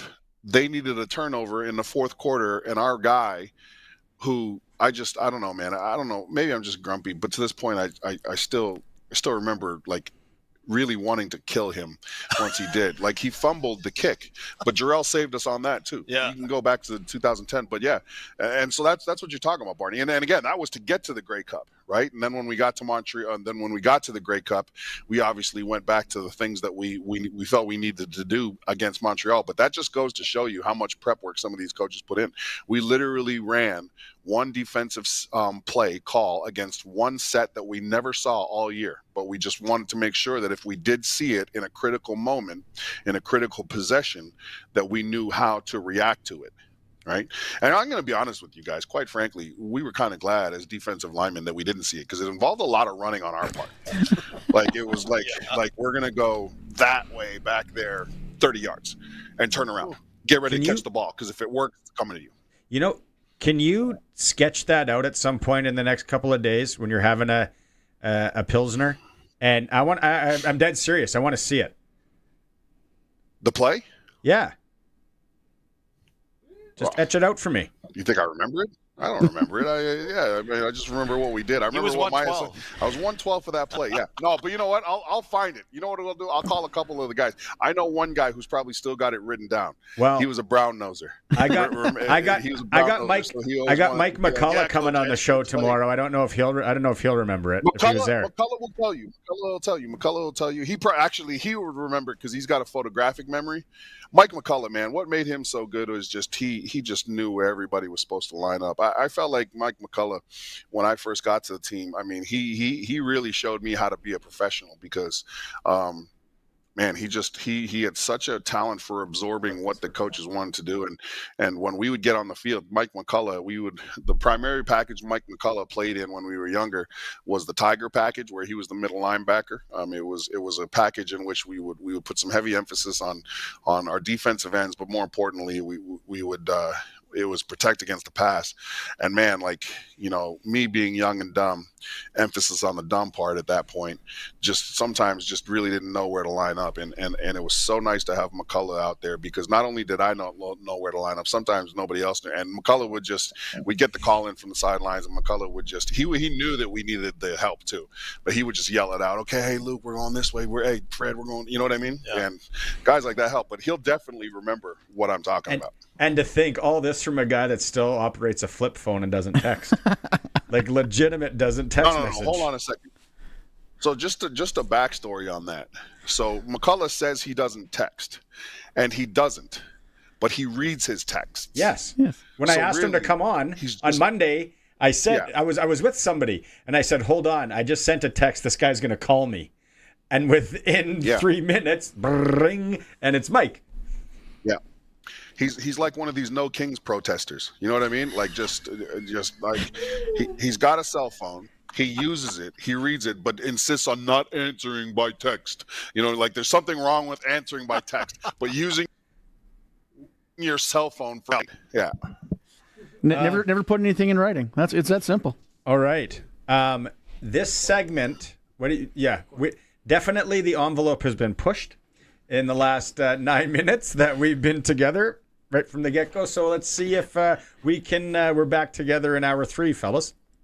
Oh, is it over already? Oh man, that was a shame. Okay, I like that. but look, I was enjoying that. Hey, Colson found something. There's it. There it is. There it is. If you're watching the stream, that is amazing. Now listen, fellas. This picture right here. Remember how I always say, if you want to master an ability, make it dependability. Yeah. Tad Kornegay was that guy. Like, look at that. He knew those are 2 offensive linemen, and he's a jumper right now. And this picture right now, he knew this was going to happen at some point, and he still put his body on the line to make the sacrifice that he thought he needed to make in order for the play to go well. How the heck does he get up there? No, he didn't get up there. Those guys ejected him up there. He was thrown up there. But still. By 64 and 52. Yeah, I know, man. But and he's the jumper, right? Like, but that that picture right there, that captures some of the sacrifice guys are willing to make on behalf of their brothers. And that is kind of where the Riders, that's a good correlation to the Riders of this year. I feel like there's a lot of guys that would do and sacrifice the things that Tad Kornegay was willing to sacrifice physically in order to get this win on Sunday. So to try to provide the captions for the photo that we can't see on radio, basically it's 2 offensive linemen that you can see have gone ahead and lifted their shoulder pads up, with Tad Kornegay probably 10 feet above them in the air at minimum as he's flying over to try to block a kick. I believe the Utes call that yeeting. He got yeeted. Yeah, he got yeeted for sure. But again, I wouldn't tell Tad these things to his face because he's annoying. You know what I mean? Like, okay, before we go, there was one question that Leonard sent in. Have you guys heard any truth to the rumor that 45-man roster, the only players are allowed on the sideline for the game, so anybody that's not dressed has to sit in the stands? Yeah, that's always been a rule, though. That's always been a rule. Yeah, I remember, in 2007, one of the guys that was hurt was Matt Dominguez. And I remember us trying to figure out if we could get Matt Dominguez at least on the playing roster or on the 45-man roster in order for him to be on the sidelines. I don't think it worked out. I think he had to be in the stands as well. But yeah, there's only so many. Like, this isn't college, right, guys? You can't have 150 guys, on the sideline, right? But it is the Grey Cup. You could slide a few guys. Come on.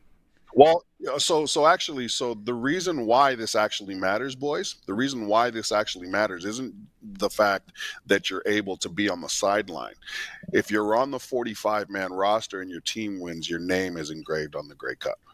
That's what's important, right? So Matt being a big part of our 2007 team, his name's not on the trophy because you see what I'm saying? So that's why it's so important to get on, if you can, to get on that roster. That's why they talked about Keyshawn Johnson a couple of days ago, right? It's like, hey, here's a guy, 1,000-yard receiver.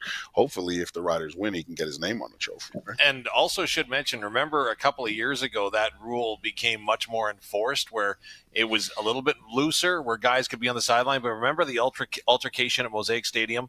It was a receiver on the sideline that got into it with a member of the opposition. The Riders were flagged for it. Yeah. And I can't remember which receiver it was.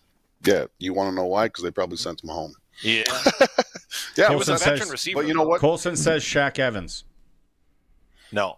Well, no, but either way, it's if you can get on the 45-man roster, it's cool because you might not hit the field, you might not do what you want to do in the game, but at least your name goes on the trophy. And you know what, guys, it's the unfortunate, but that's why everybody also gets a ring, right? Because there are so many guys that sacrifice so many more things that go unseen.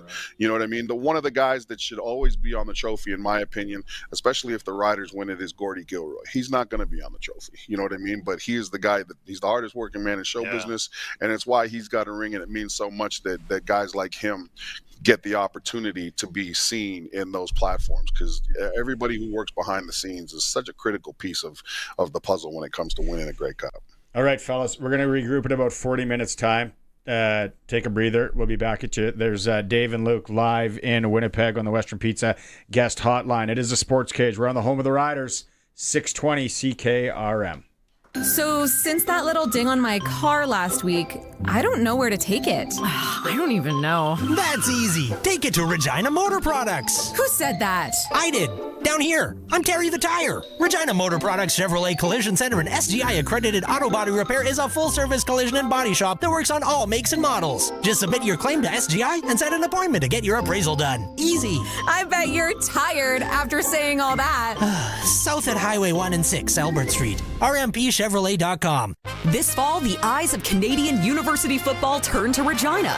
The University of Regina, City of Regina, and U Sports proudly host the 60th anniversary of the Vanier Cup, Saturday, November 22nd at Mosaic Stadium. It's the first time Regina welcomes this historic championship, showcasing the best in Canadian university football. Tickets start at just $10 for youth and students, $20 for adults, and kids under 5 are free. That's Saturday, November 22nd, Mosaic Stadium. Get your tickets now at vaniercup.com. All the farmland and equipment you could need are available at auction this fall with Ritchie Brothers. A wide variety of farmland auctions across Western Canada will begin in earnest in October and run into December to get you ready for the next season. With new parcels of land and equipment continually added to their inventory, make sure to visit their website so you never miss an opportunity. Head over to rbauction.com to get started. Again, that's rbauction.com.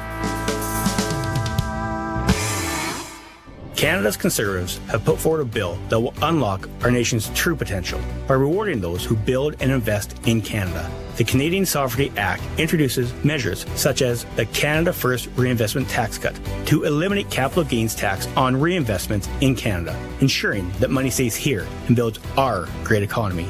My name is Warren Steinley, your Conservative Member of Parliament for Regina Luban, and I will always be on Saskatchewan's side. Paid ad by Warren Steinley. It's time for the Sports Ticker, brought to you by Extreme Hockey and Sport, Regina's locally owned one-stop hockey shop. Now with a price match guarantee. 1425 McIntyre Street. Obviously, a lot of players on both sides playing in their first ever Grey Cup coming up on Sunday, like Thomas Bertrand-Houdon, who talks about what it's like playing in his first Grey Cup against his home province team. I mean, it's just from the challenge that we had last year, not making it at Cheddarrah. We knew we had to come back with even more effort and being even more precise in everything that we're doing. So being able to fix all of those problems and actually keeping most of the guys also from the last year's roster has been a blessing, honestly, though. So, yeah, that's pretty much it. That was him talking about what allowed them to take this step in the West Final and get to the Grey Cup compared to last year. Hockey tonight, just one Saskatchewan team on the ice in the Western Hockey League. Prince Albert's in Portland. National Hockey League, one Canadian team. Edmonton is at Philly at 6:30. The ticker is for the price match guarantee at Extreme Hockey and Sport. New online shopping experience is open now. They're local. They support local. Extreme Hockey and Sport. Hour 3. We have Pump Jacks Cathedral Trivia. If you want to start calling now, go ahead. 936-6262. More from Luke and Dave in Winnipeg. And also, we're going to talk to Nelson Hackewich on the Grey Cup simulated game that he did. Video game style coming up. It's a Sportscage on 620 CKRM. The 112th Grey Cup plays here. Don't miss a moment of the action when your Saskatchewan Roughriders take on the Montreal Alouettes in Winnipeg on Sunday. We'll have all of the action from the game where memories are made on the Cooperators Rider Broadcast Network, 620 CKRM. The countdown to kickoff begins at 2. Kickoff is at 5. The 112th Grey Cup is brought to you by the Cooperators, Saskatchewan Party Caucus, and Vaderstad. Stream every moment of Rider football at sportscage.com.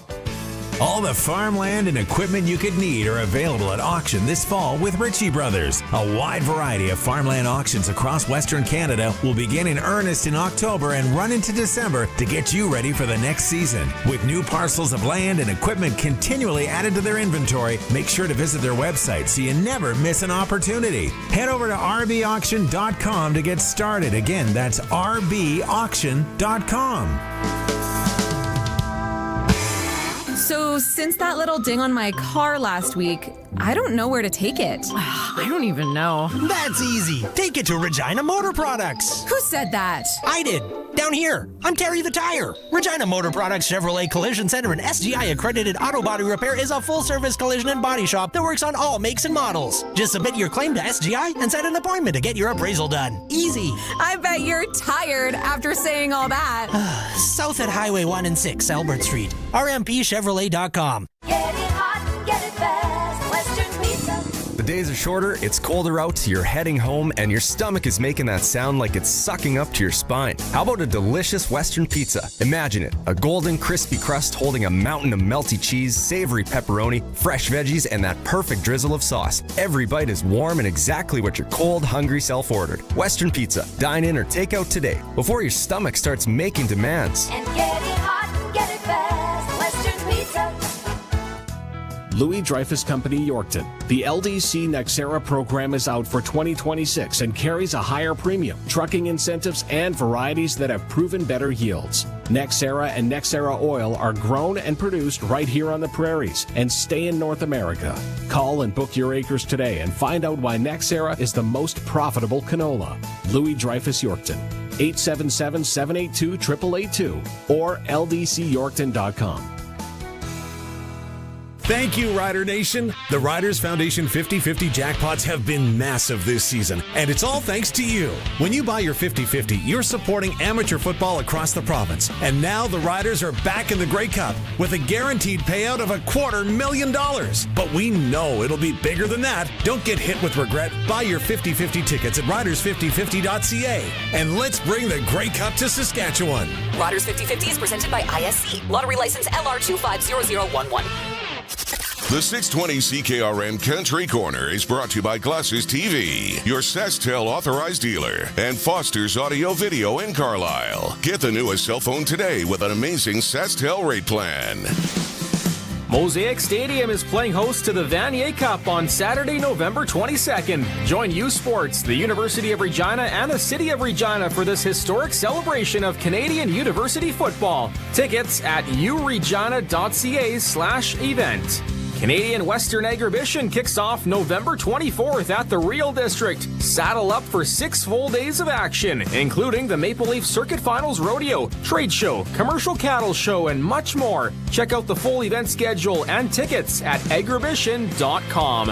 And don't miss your chance to see George Canyon and Aaron Burchett at Dance Land at Manitou Beach, a coast-to-coast cowboy Christmas matinee, Friday, December 5th, starting at 2:30. The evening show sold out fast, so get your tickets before these are all gone at danceland.ca. For more information, visit 620ckrm.com. This is 620 CKRM Regina, the voice of Saskatchewan, a Harvard media station. Streaming everywhere at 620ckrm.com. It's 5 o'clock. Good evening. I'm Corey Atkinson from the sasktoday.ca newsroom with your 620 CKRM news for Echo Sound in Fort Qu'Appelle. Stay connected with a new cell phone from Echo Sound. Call 306-332-6711. We are just days away from the Grey Cup in Winnipeg, and the Saskatchewan Roughriders have arrived in the Manitoba capital. Voice of the Riders, Dave Thomas, says the teams will practice today, and there's a whole lot to do to get ready. The team itself is going to start holding practices now, as the first couple of days we're ready for them to get set up and get acclimatized to the media obligations and all the responsibility that they have there as far as the festival and everything that is happening here in Winnipeg. But slowly but surely things are continuing to ramp up towards the game on Sunday. 620 CKRM's Sportscage will have plenty of coverage of Grey Cup week this afternoon and throughout the week leading up to the big game. And if you won't be near your TV, 620 CKRM will have the call of the game for you on Sunday with a pregame show and then kickoff at 5 o'clock. The CFL is preparing to test new rules after this weekend's Grey Cup between Montreal and Saskatchewan in Winnipeg. The changes include shorter fields and a new play clock. They aim to draw new fans while keeping longtime supporters happy. A new Angus Reid Institute survey shows only 16% of Canadians follow the league closely, down from 21% in 2018. While some fans back modernization, most prefer the CFL to remain unique and resist becoming more like the NFL. The Saskatchewan Serious Incident Response Team has launched an investigation into a man's death while in Saskatoon police custody. Officers responded to a 911 call on Avenue Q South at around 8:53 a.m. yesterday after reports a 5-year-old child had been assaulted. The 35-year-old suspect was arrested and taken to police headquarters, where he suffered medical distress in a holding cell and was pronounced dead shortly after 10 a.m. CERT investigators are reviewing the arrest and detention. Saskatoon police continue probing the alleged assaults before his arrest. Pierre Poilievre held his first press conference today since the Liberal government's budget and departure of 2 of his MPs. Nova Scotia MP Chris D'Entremont said he left in part due to Poilievre's leadership style. Reporters in Calgary asked the Conservative leader if he'd had a chance to reflect on his leadership style. No, my plan is to continue to lead and be the only leader in the country that's fighting for an affordable Canada, where our people who work hard can afford a home and food. That is my agenda. D'Entremont said he knew of other caucus members who had been thinking of leaving, but Poilievre brushed aside those concerns today. And Hudson's Bay has gifted war memorials from its former stores to the Royal Canadian Legion and TD Bank. Memorial plaques in HBC's Calgary, Winnipeg and Vancouver stores have all been donated to local branches of the Royal Canadian Legion. TD got another memorial that commemorates Simpsons employees who died in the Second World War. Simpsons is a defunct department store HBC bought in the late 1970s. That was your 620 CKRM News. Read more stories from around your community and around the province at sasktoday.ca and 620ckrm.com. Your weather is next. Man, remember the good old days? Floppy disks, dial-up internet, and that time Stifler wrecked the prom? Yeah, well, it's 2025 now. Time to grow up and grab a real laptop from Echo Sound, your SaskTel authorized dealer. I'll set up SaskTel internet, maybe stream some Max TV, or relive the American Pie trilogy in glorious HD. Upgrade that sad flip phone while you're at it. Whoa! Echo Sound, your SaskTel authorized dealer in Fort Capel. EchoSound.ca. Brought to you by Line X Regina, Serious Protection Killer Lux, 1865 McCarra Street. Croft Electric, 27 years of trusted, reliable home, farm, and commercial service for all electrical needs. CroftElectric.com and on all socials. Mainly clear with a gentle breeze. Overnight, we drop back to around -5. Without much wind, not much wind chill starting out the day on Thursday. There will be some wind, though. Certainly some wind chill factor in play, but as the day goes on Thursday, temperatures warm up nicely. We'll climb through the single numbers, going into the mid to upper single numbers through the day. Leveling off may fall back a little bit Thursday night, but we'll spend far more of the night rising. Back through the single numbers into double digits into early Friday morning. Friday's high 13, an impressively mild day for the middle part of November.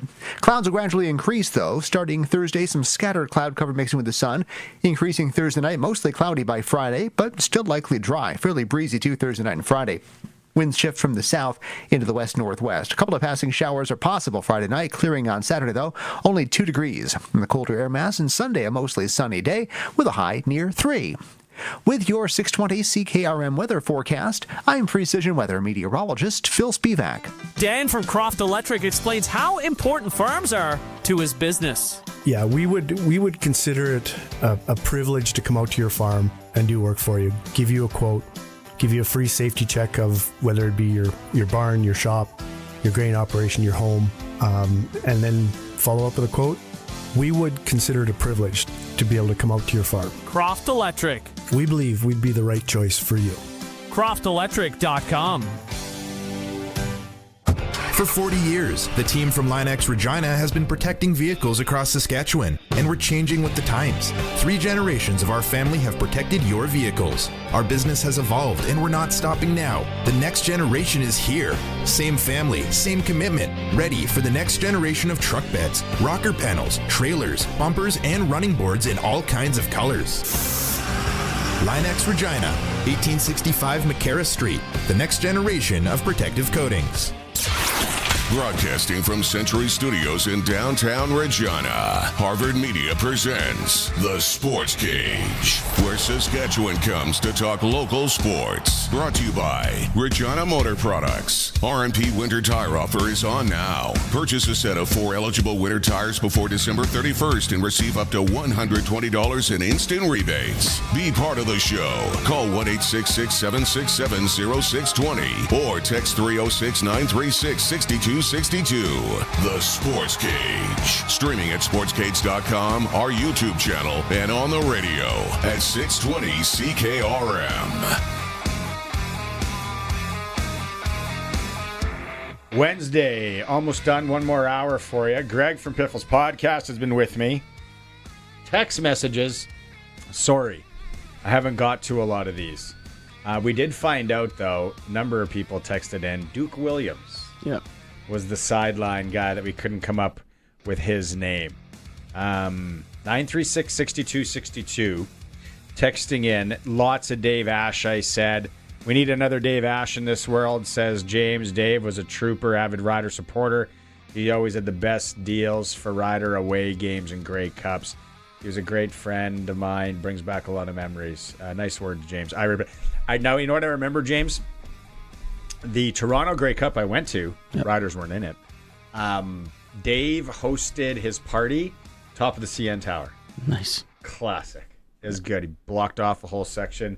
We were up there guzzling. It was good times.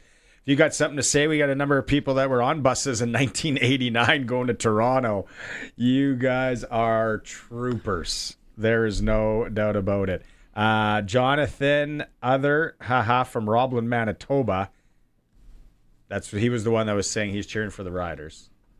He's not cheering for the team out east. He wants Andrew Harris to win another one. Craig in Yorkton said the Stamps knocked the fumbled ball back into the Riders' end zone. Freeman fell on it in the Rider end zone. Not only was it a safety, Stamps got no points, and the Riders got the ball on the 25. Yep. Going back to some of our stuff from hour number 2. Okay, now's the time. Okay, 936-6262. You have to call. I want one of you. There's a lot of you listening and texting today that are smart football fans. I want one of you to play Pump Jacks Cathedral Trivia. You're playing for $100 at Pump Jacks Cathedral today. You lose, it doesn't matter. You get a free lunch. Next week, it goes to $150. But if you are a Rider fan, and I'll give you a hint, remember the 2007 Grey Cup. Call in now. 936-6262. Trevor Harris, he was back at the mic. He's going to be doing a lot of it this week. He caught up with Dave, and he talked to Dave about what he's learned from his past experiences at the Grey Cup. Yeah, it's more or less just kind of just rooting out distractions and not letting it overwhelm you, because you get pulled in a lot of different directions during the week. But the main thing is the main thing, which is the game on Sunday. And we just got to make sure that we keep our focus on that. And, I'm glad that actually the league has shifted the games from Sunday to Saturday leading up to this. It gives you an extra day to kind of, take a quick deep breath or kind of get used to things. And so I feel like that's been a little bit more helpful too, because we've been able to kind of get the whole game plan in and go through it. And that way we've got a day to digest extra on top of that. And I brought my stuff here, so if I got some downtime, I can kind of get some work done. It's actually a good point, the extra day. Yeah, 100%. And he's been to a couple, so he knows. Mm-hmm. So, yeah, I didn't even really comprehend how much an extra 24 hours, an extra day would help in preparation. Like Luke said, it's funny that Tad couldn't remember any of the last-minute game plan wrinkles thrown in, but then Luke went off for 8 minutes on what? Well, he went off on 2 different ones because they made him run.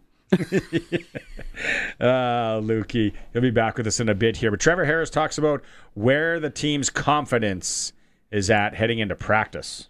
This is what we planned on, but this isn't everything we wanted it to be. And I think our confidence comes from one another. And, we compete in practice every week.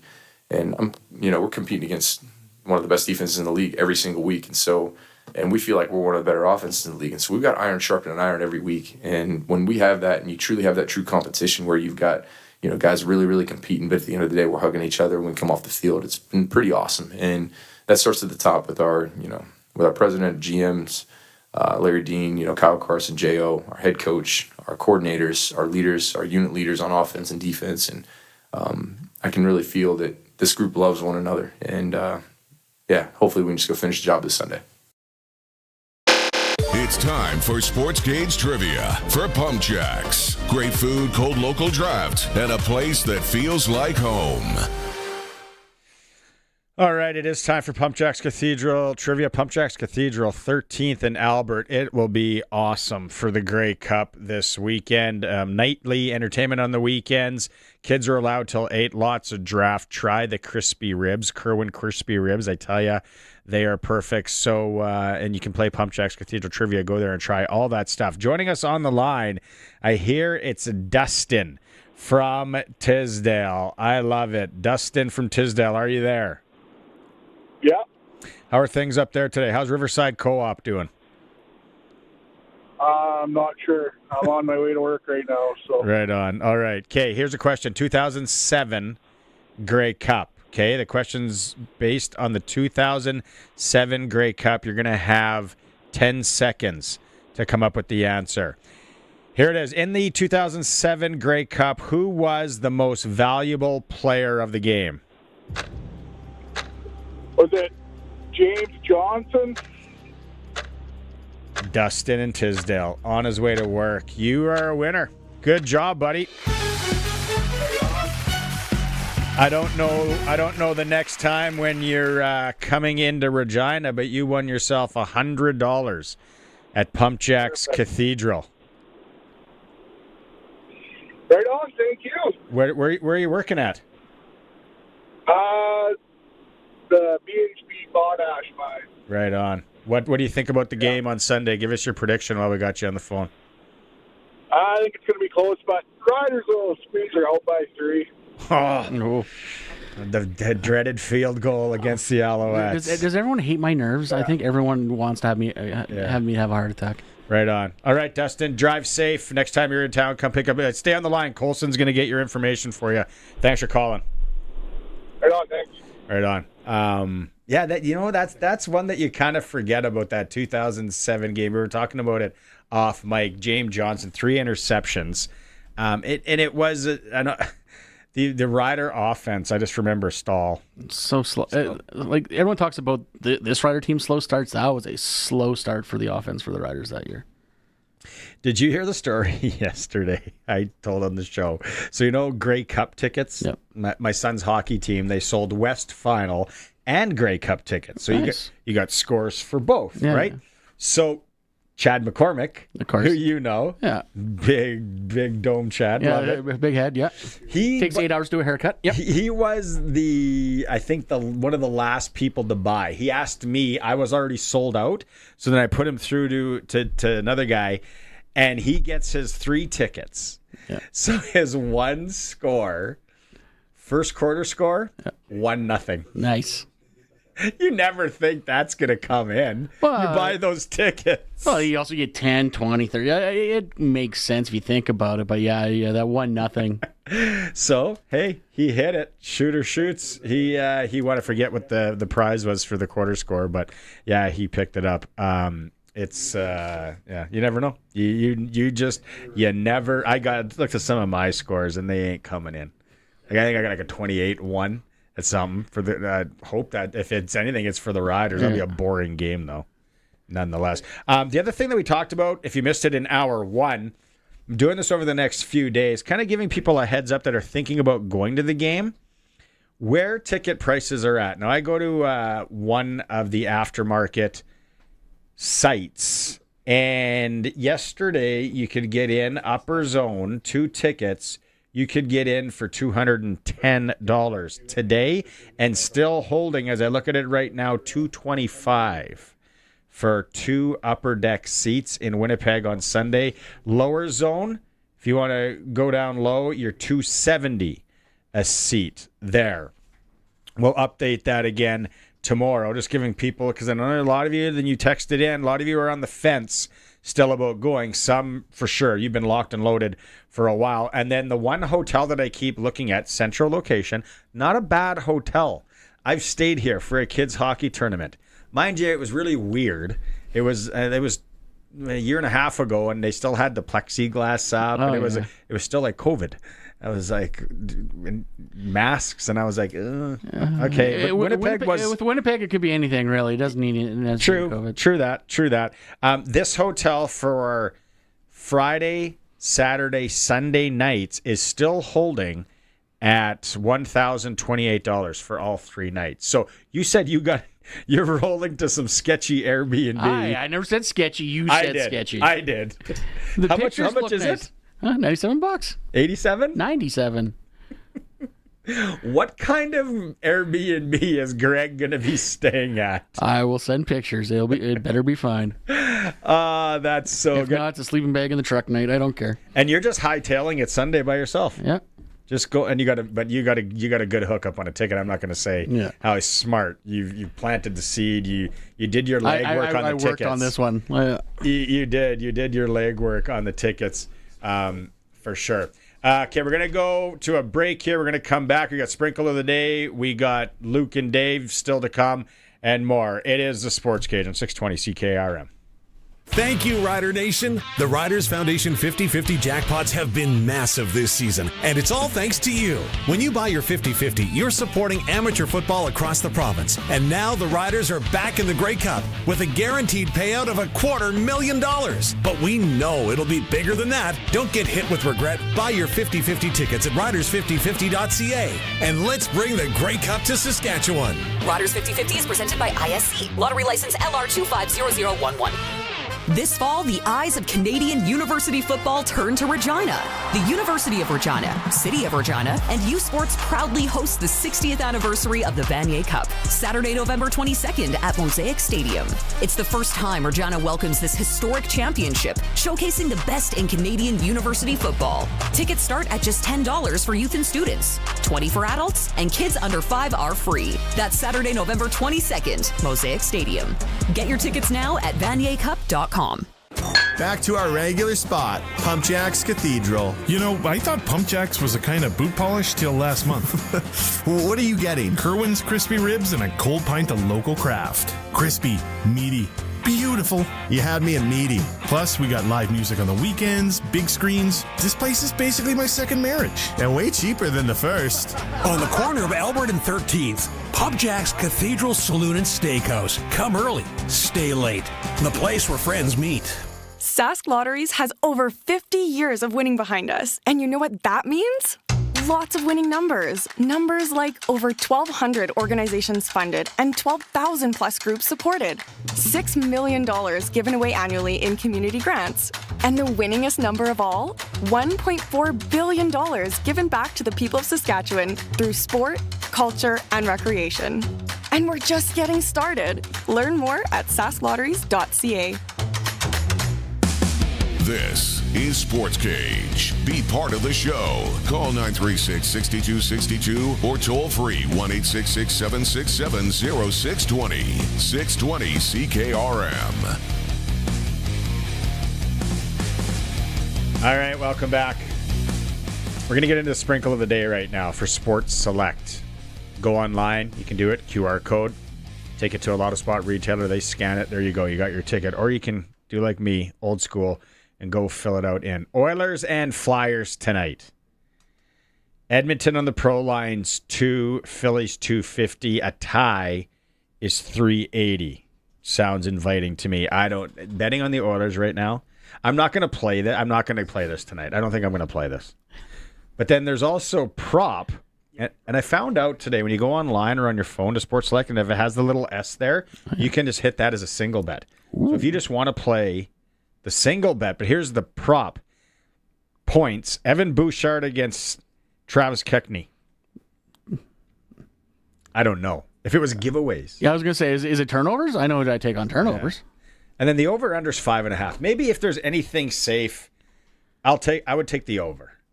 Goaltending for Philly, I don't know enough about. I like the under on that one. Really? I think. You could play it single by itself. You can do it, like I said, you can do it on your phone, on your laptop, whatever. You just need the QR code, and then they scan it at your Lotto Spot retailer. You take it in, bingo, bango, there you go.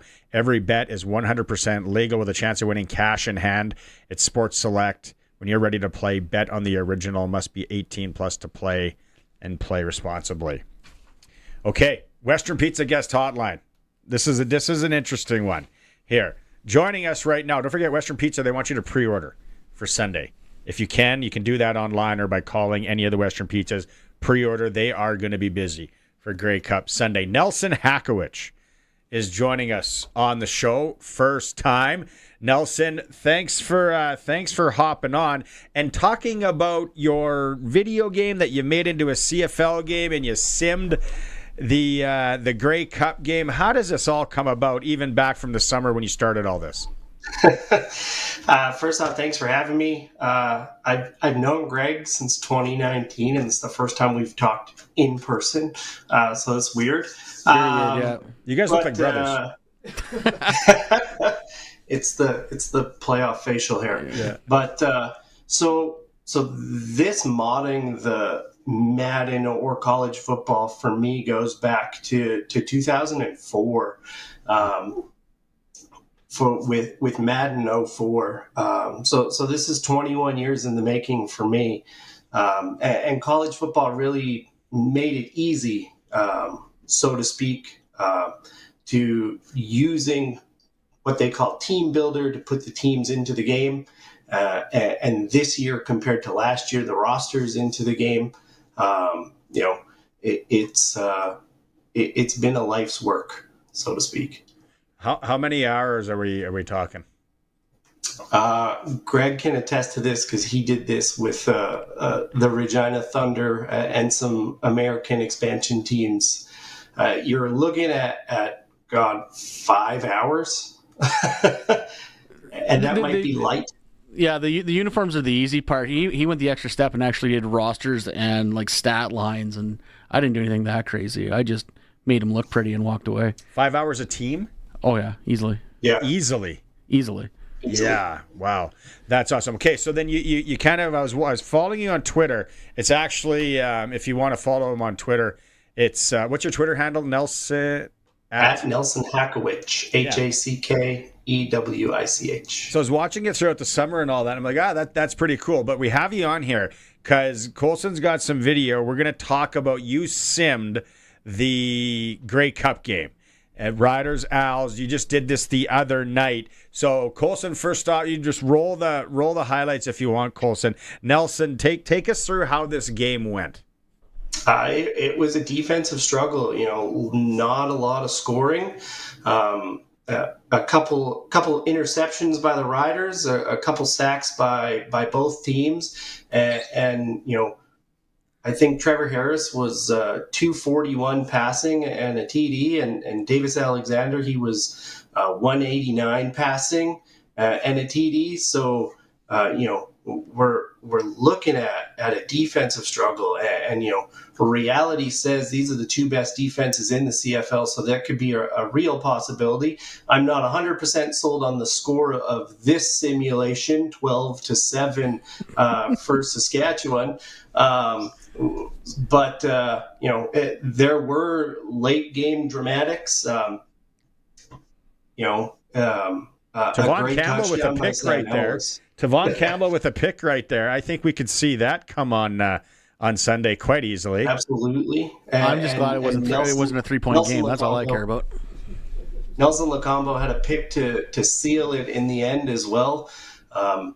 Similar to the West Final, the Riders drove the ball with 40 seconds or a minute left, and Sam Emilus scored this diving touchdown to take the lead. And then, as you saw right there, Nelson Locombo what a catch. with the pick to seal it. So, it was fun to watch. This is so cool, man. The college football game is awesome. I love that game. I play way too much of it. Look at that. It's so much fun. You did a great job. And then at the end, we have Harris kneeling it down, you said, Colson, as well, because take the under if you want to ride this into your bets with Sports Select 12-7. I think it'll be a little more high scoring. Anything on Davis Alexander's hamstring in this game? So he did a run up the middle on Montreal's final drive, the play before throwing the interception, and he just kind of had this hobble dive forward. That didn't look too healthy, but his injury was factored into the simulation because you can control whether or not a player is injured on the roster. So, and with college football's body impact system, they call it, you're able to kind of pick what part of the body is injured as well. All right, Kate, give us your true prediction, though, for Sunday, Nelson. True prediction. So, marketing and data science guy on the other side of my life. So, I have been running 10,000 simulations all CFL season long with 87% accuracy through the regular season and the playoffs this year. The West Final, I had 27-24 projected. Actual was 24-21. And in the Grey Cup, we're going 2017 Saskatchewan. So continue to take the under. And it's still that field goal, Greg. Still that field goal. At +4, I'm taking Montreal all day. Oh, right on. All right. Well, appreciate you doing this and coming on. I think it's fantastic. What a labor of love.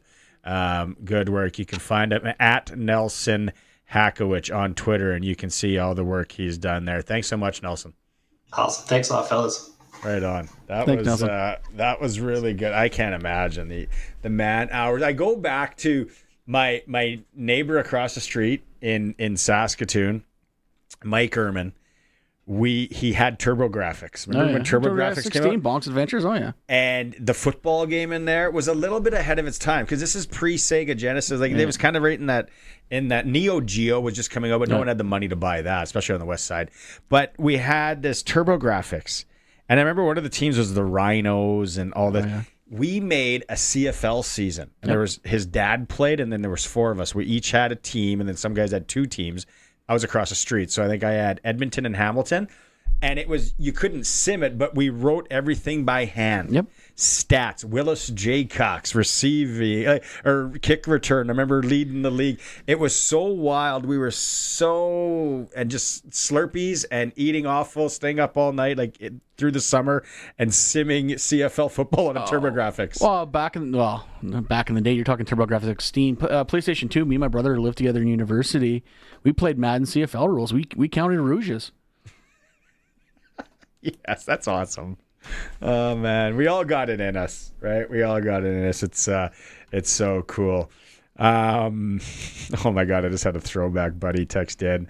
We did this with the 91 Phantoms and Baseball Stars. I probably did, Kelly. I probably did. Yeah, sweet stuff. All right, Dave and Luke standing by in Winnipeg. We go to break here, closer. You want to go straight to them? We'll go to break. It is the Sports Cage on the home of the Riders, 620 CKRM. It's home reno season, and with that Regina wind chill, you're better off renovating than relocating. Stay productive with a little help from Freeze Tallman. From drywall and molding to installation and interior doors, they've got everything you need to renovate your space. Freeze Tallman's delivery team can also deliver right to your home if you live in Regina, Fort Capel, or anywhere in southern Saskatchewan. Freeze Tallman's got you covered this reno season. Visit freezetallman.com or see them in Regina or Fort Capel. Freeze Tallman. Let's get you building. Out here in southern Saskatchewan, the sun shows up for work every day. Might as well make it earn its keep. That's where Keln Solar comes in.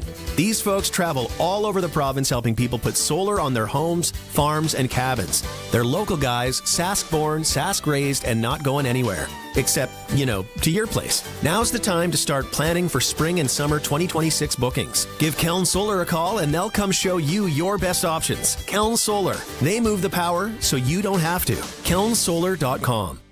Getting in on more of the sports action you want is as easy as playing at SportsSelect.com.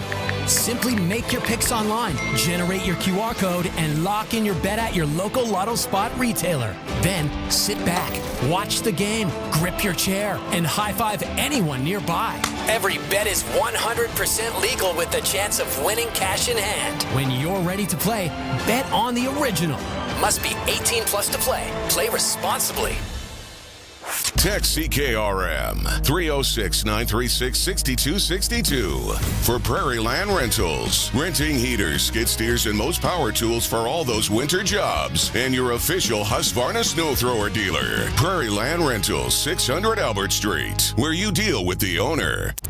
It's time for the Sports Ticker. Brought to you by Steelcraft Doors Regina. Made in Western Canada for Western Canadians. All right, we tried this in hour one, but there are a lot of people playing in their first Grey Cup come Sunday. One of them, Thomas Bertrand Houdon, who's playing against his home province's team. I mean, it's just from the challenge that we had last year, not making it in. Just stop it. We knew we had to, honestly, going from my first year and not even making a playoff to last year making it to the West Final and this year making it to finally the Cup is just amazing. Honestly, this whole team is like a family to me.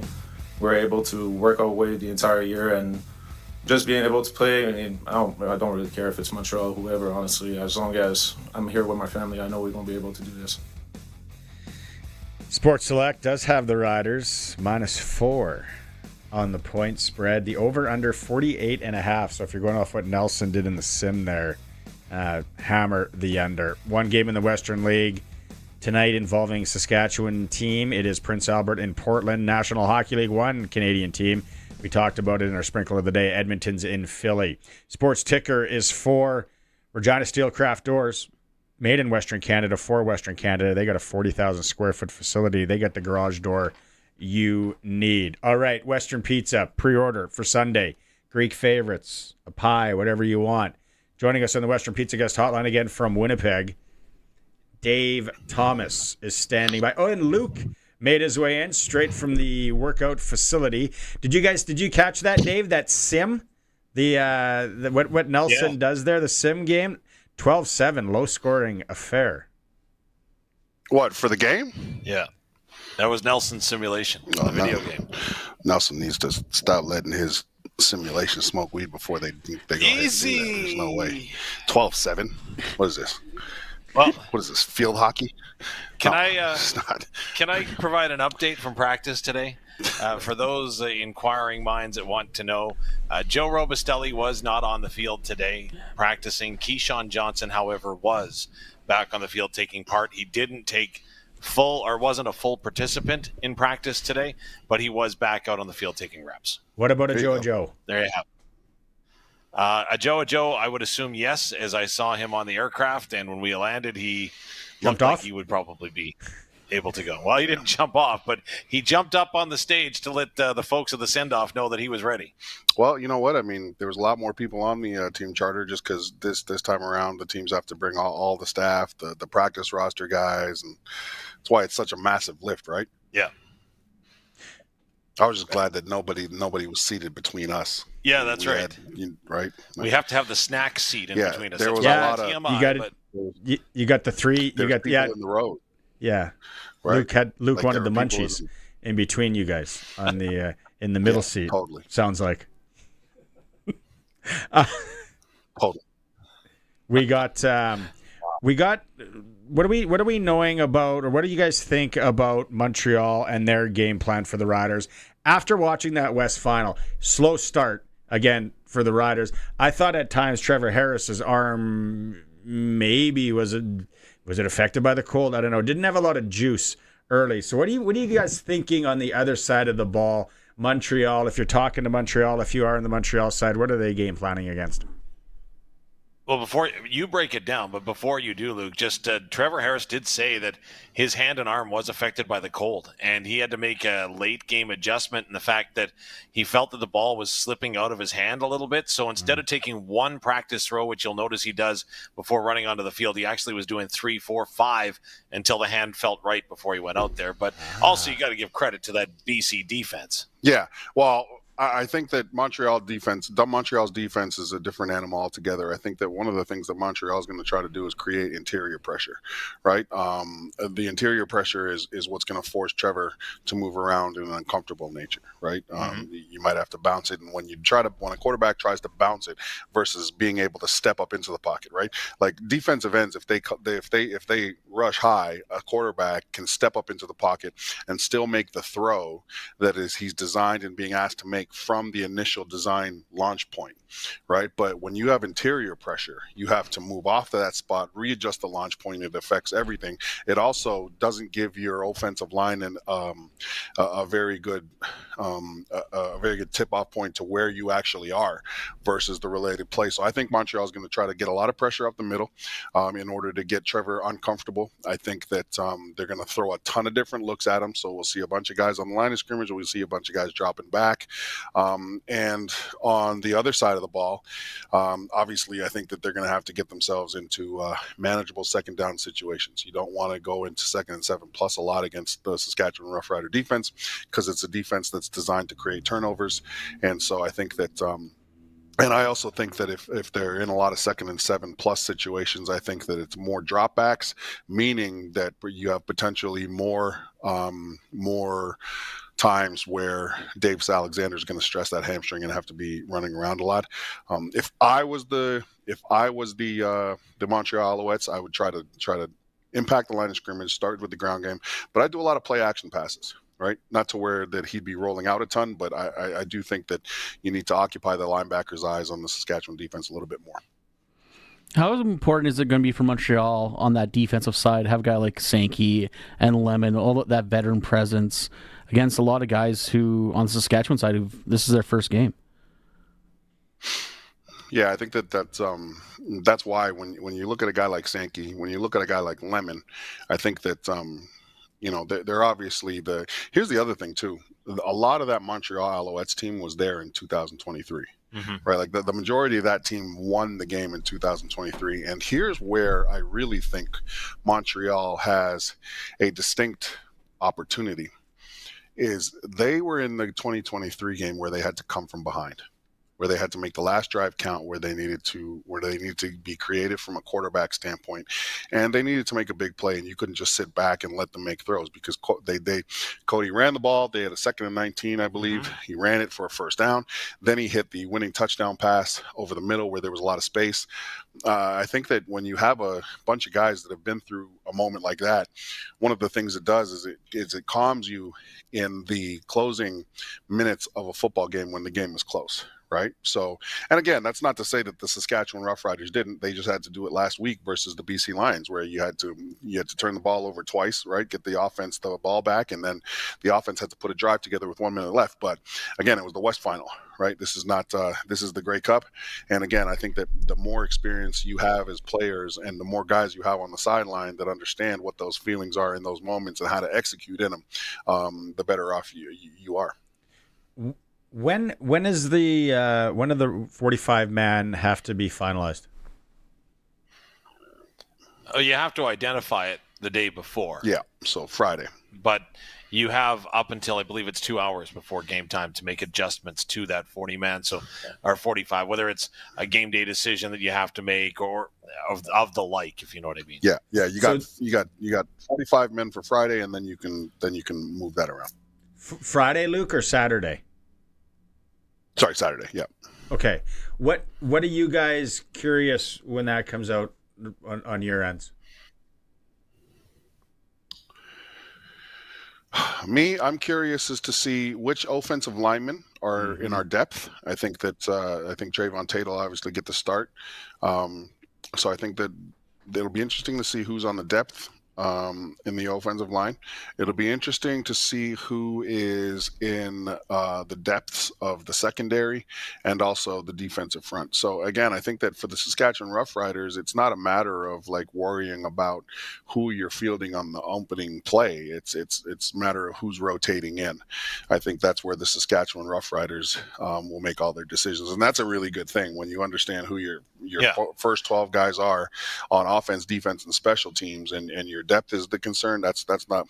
But again, I think Montreal's also like that too. Yeah, and just to add to that point, number one, I don't think there's any way that Brett Lothar does not play on Sunday, just to put that one to bed right now. The other interesting choice, and again, these are good decisions, is if Keyshawn Johnson is good to go, how much do you trust that he is good to go? Yeah. And bring him in, and then what does that mean? Does that mean Joe Robustelli comes out because you're swapping an American for an American, or are you going to try to manipulate the roster and the ratio in another aspect? But again, I would think the easiest is 1 for 1. Yeah, and that's the advantage of JO having those Canadian wide receivers, right, and being able to reconfigure things based on that depth.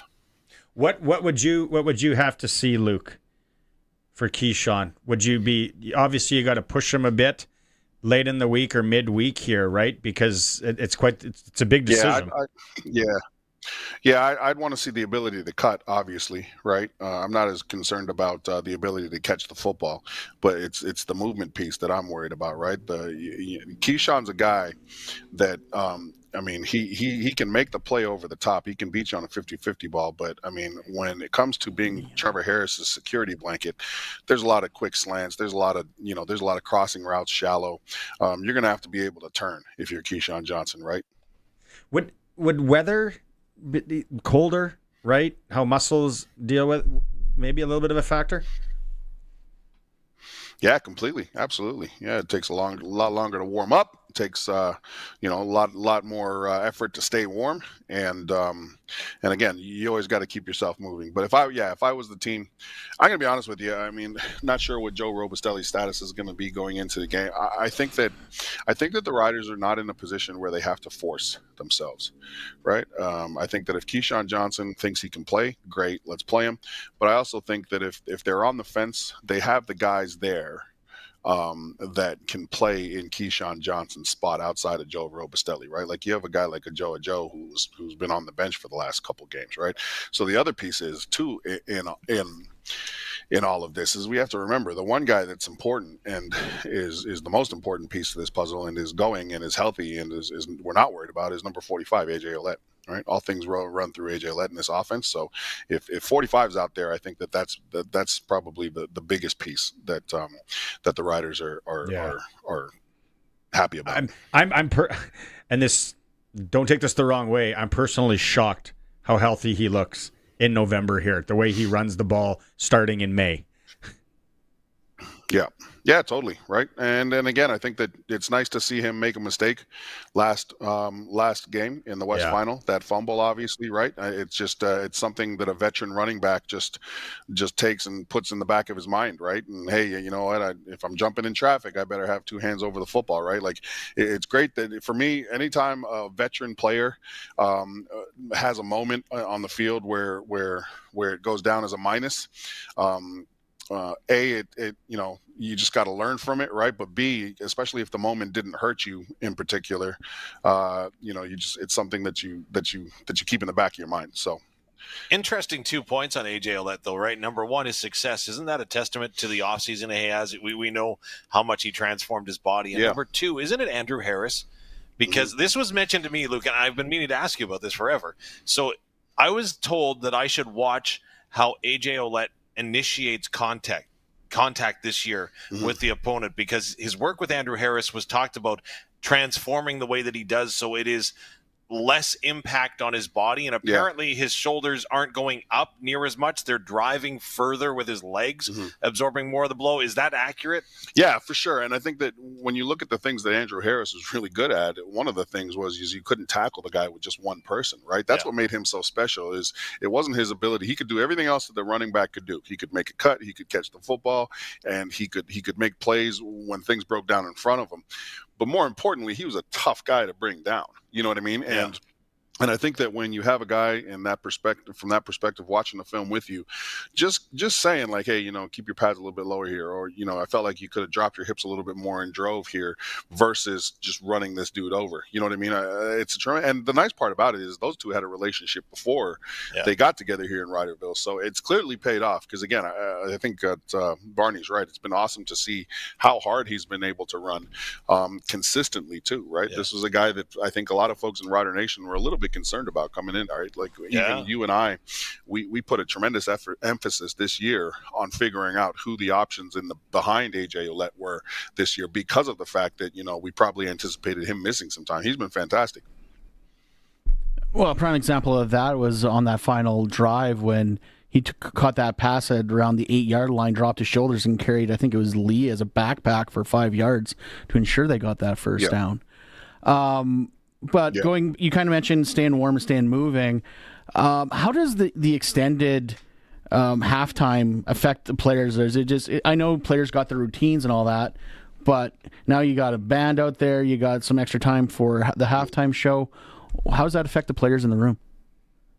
Yeah, that's in the 3 Grey Cups. That's always something that comes up that came up for me. I mean, one of the things is you just gotta keep talking with your teammates about certain things. Stay loose, keep moving around, right? Like, you guys will find separate areas in the locker room to just go and do some stretching with some bands, things like that. But stay engaged, right? Stay engaged. Don't just lose yourself in your headphones the whole time, right? And make it a new situation when you come out, because again, there are adjustments that you need to make. There's conversations that you need to have. Coaches are a big part of this, right? Coaches need to stay engaged as well. Gives them a little bit extra time to go over some of the ideas that they think might be there versus the ideas that they might want to get rid of. But yeah, I mean, nobody's trying to sneak out and watch the performance. I doubt any of these kids are MGK fans anyway. So I think Trevor Harris, big MGK fan, I bet. Yeah, no, but you know what? You just got to find ways to stay focused, right? Find ways to stay focused. I think that in 2007, I remember going and finding this spot that was just it was out of the way, but it was risky because if someone opened the door during a hamstring stretch, I would have gotten clocked. But you got to figure things out.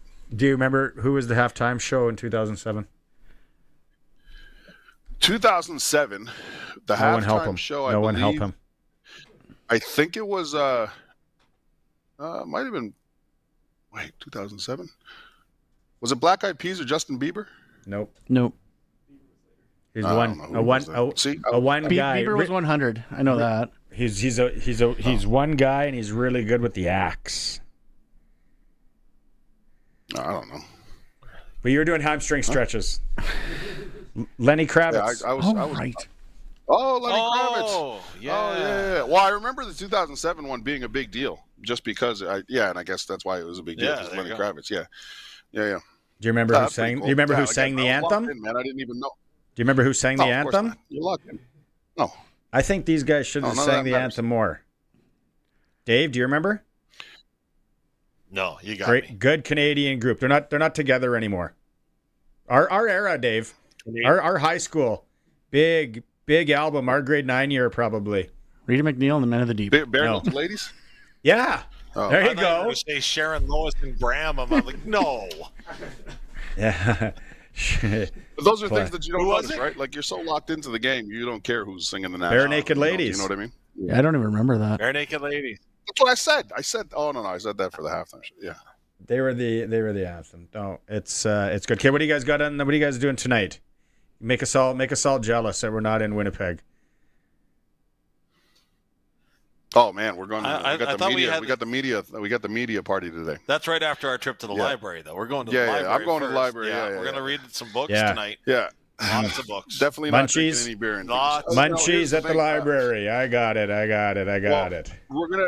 We've got the media thing. The TSN, they throw this media sort of mixer every single Grey Cup, right? And actually, this is the 10th year of it, and it's back in the place where they threw it the first time. But my advice to Dave is that we go eat dinner prior to going to this, because all of the cheap media use that party as dinner, right? Because it's the free food. You know what I mean? So they go for dinner. So we, if we're going, right, we're going to go, but we'll be full, so we won't need the appetizers. We can actually do what the thing's meant for, is hang out and chat with obviously all the stakeholders from the Canadian Football League. Oh, right. Yeah. Justifying that expense report, obviously. Exactly. Take that. Case in point. Every last cent. Case in point. I don't know. Case in point. Do we have time to tell the story? Yeah. Dave. So we were at St. Louis. Just don't say which outlet. Why not? That's the funniest part. Okay, you do what you do. All right. So Dave is on my left. We are at All You Can Eat Wings, which I could not keep up with. Okay. Which was awesome. It was good. Dave had the garlic prawn, or his second serving was the garlic prawn. My second serving was the hot honey. My first serving was the salt and pepper. What was your first serving? Buffalo Ranch. Buffalo Ranch. There you go. So me and Dave, we're getting down. Okay. these two gentlemen pull up to Dave's side on his left now. Yeah. Okay, and they start eating. Dave, what did they do though? So when they went to place their order, they asked if the two media members asked if they could share an all-you-could-eat wings night order, and they had to no. Sorry, sir, it's one. They customer. literally asked if they could share the all-you-can-eat wings deal. So I won't mention the company that did this. No.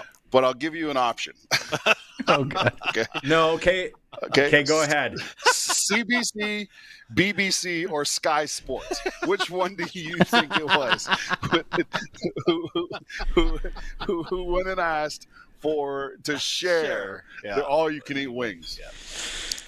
That is why me and Dave were eating dinner before this media party. Because it sounds. Hey, remember, you know where you go for? Where did I tell you to go for supper one of these nights? Oh, yeah, Barney, I'm not going there. I'm not going there, Barney. I'm not going there. You guys are crazy. Yeah, well, I'm not. I'm not okay. There, settle down. It's not. I wouldn't send you guys somewhere sketchy. And you know what? That place up. No, trust me, it's good. I'm going to be there Thursday night and Friday night next week. I agree with you. It does look good. It looks like, but I just don't. I don't trust the surroundings. Is it by my Airbnb? Yeah, probably. No. You know what, Luke, come on. Yeah, give him a tug. It might be below your Airbnb. Go for a nice meal. I was going to ask him for the hint on the sharing of the wings. Before you guys went to the hint, I would have been way off. I was going to say, was one of their flies down? But no. Okay. You have to have zero shame to go and ask to split the all-you-can-eat wings platter deal. Clueless. You got to be absolutely clueless with how society works. You have to have no pride. You have no pride and no shame. Two of those things. Did they ask for it to go container?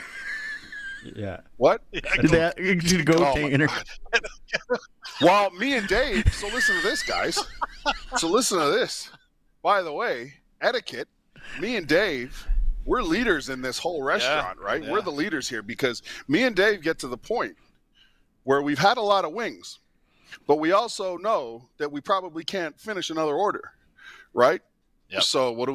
We neglect to order the other wings, but so we tapped out in order to make sure that there was enough food for everybody else there because it was a busy place. Tapped out, sent them our bill. It was a good night. Yep. I expect that we pay for that anyway, Dave. In a roundabout way, the state-run media. Were you guys bellied up to the bar? Yeah. Okay. I hope you did the Sasky thing and said, "Can we get 3 in a sack to go?"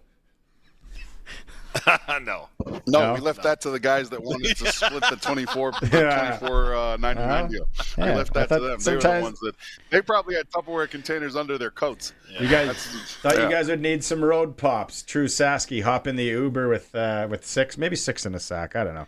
Whatever. All right, boys, we'll catch up tomorrow. You guys have a good night. It's been fun. Good night, everybody. See you later.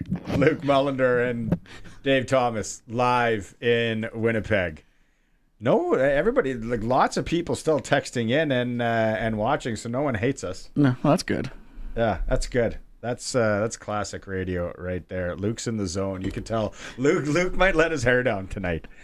I got a feeling Luke might let the old hair down. Okay, if you stayed with us till the end of the program, you're in luck. It's a chance to win. Colson's going to pick Texture of the Day to win these the 6-piece bucket and 2 sides from KFC. But do you want to go see 3 Days Grace? Coming to the Brandt Center Saturday, April 25th. Special guest, Finger 11 and Royal Tusk. Ooh.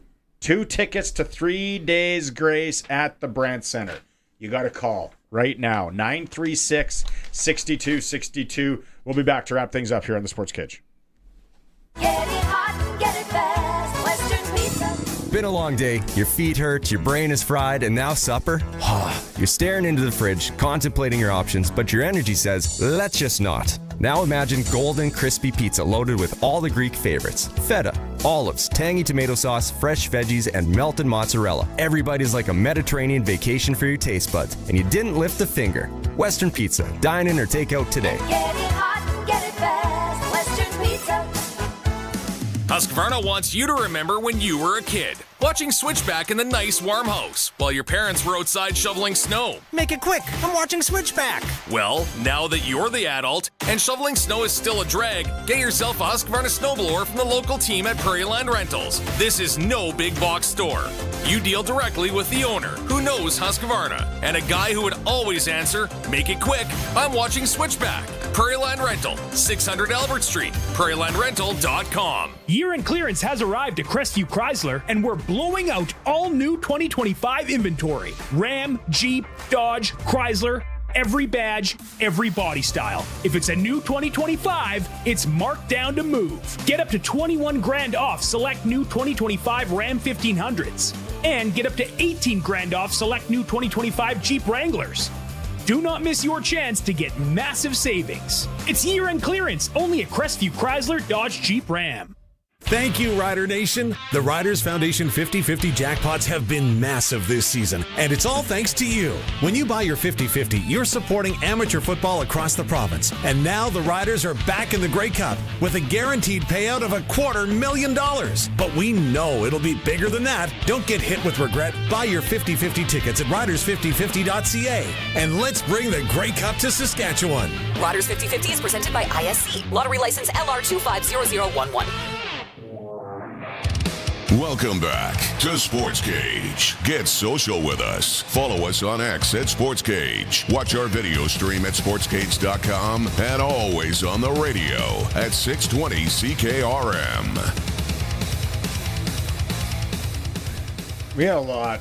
We had so many text messages today. I'm looking at the YouTube chat, and it's a battle. Yeah, there's always a dust up going on in there. I tend to stay to the Prairie Land Rentals text line. Prairie Land Rentals, anything you need for your fall or winter job, heaters, power tools, whatever, deal with the owner, 600 Albert Street. And when the snow starts flying, snow throwers from Husqvarna, official dealer. Those are some of the best ones. No shoveling like a sucker. I'm cheap. My wife hates it. She's like, just buy a snow thrower. I'm like, no. My dad shoveled. His dad shoveled. I'm going to shovel. Stubborn Ukrainian in me. Right there. That's what that is. Thanks to everyone who texted in today. End it with Roscoe's not sure about your Airbnb in Winnipeg for $97. He says it could be a tent or maybe a garden shed. Yeah, Greg on Sports. I'll post pictures. Make sure my wellness check right there, guys. Rent a heater from Prairie Land Rentals in case it is a garden shed or you have no heat. Dude, take a Herman Nelson. Check for bed bugs. Of course. That's a key. You're almost going to do that everywhere. Like I said, worst case scenario, she's a truck night. I really don't care. Yeah, you're at the Grey Cup. You're in the mixer. Yeah. It's Sunday. You're at the Grey Cup. A few pints will be flying, I'm sure. And then you wake up and drive home on Monday. My birthday. To the Sports Cage. Oh, it's your birthday. On the Monday, so hopefully coming home a champion. No doubt, for sure. Tomorrow's program, what do we got? I know we got Mike McCullough scheduled to join us. That's always fun. With his flip phone. I would like Mike to come in if he could. We're going to talk to Mason Nias from the University of Saskatchewan Huskies. They get set for a big one. SJHL report. We're going to reveal our new Sports Cage hats with the SJHL feel to them. Thanks to the SJHL. They're nice. They're right there. Did you see them? I saw them when I walked in, yeah. Yeah, that's a sharp-looking noodle cover. Yeah, and it says, what do they call? What do they call those things, the kids nowadays? The hats. Those because all the country stars are wearing those kind of hats. It's not quite a trucker, but yeah, I don't know. Yeah, kind of. It's like more like an old school fisherman/trucker hat. Yeah, captain hat or something. The boys are going to be back from Winnipeg, so lots there. And more winning tomorrow. Suits and Arash Madani as well. All right. Did we miss anything? Greg? Don't think so. Happy early birthday. Thank you, sir. Travel safe to Winnipeg. I shall try. Be safe in Winnipeg. Post lots of pictures. If you don't hear from me in 6 hours, send the cops. If I don't post at least once every 6 hours, send the police at some point.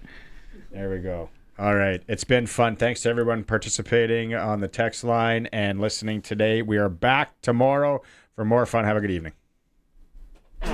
country's greatest hits live right here. 620 CKRM, a Harvard media station.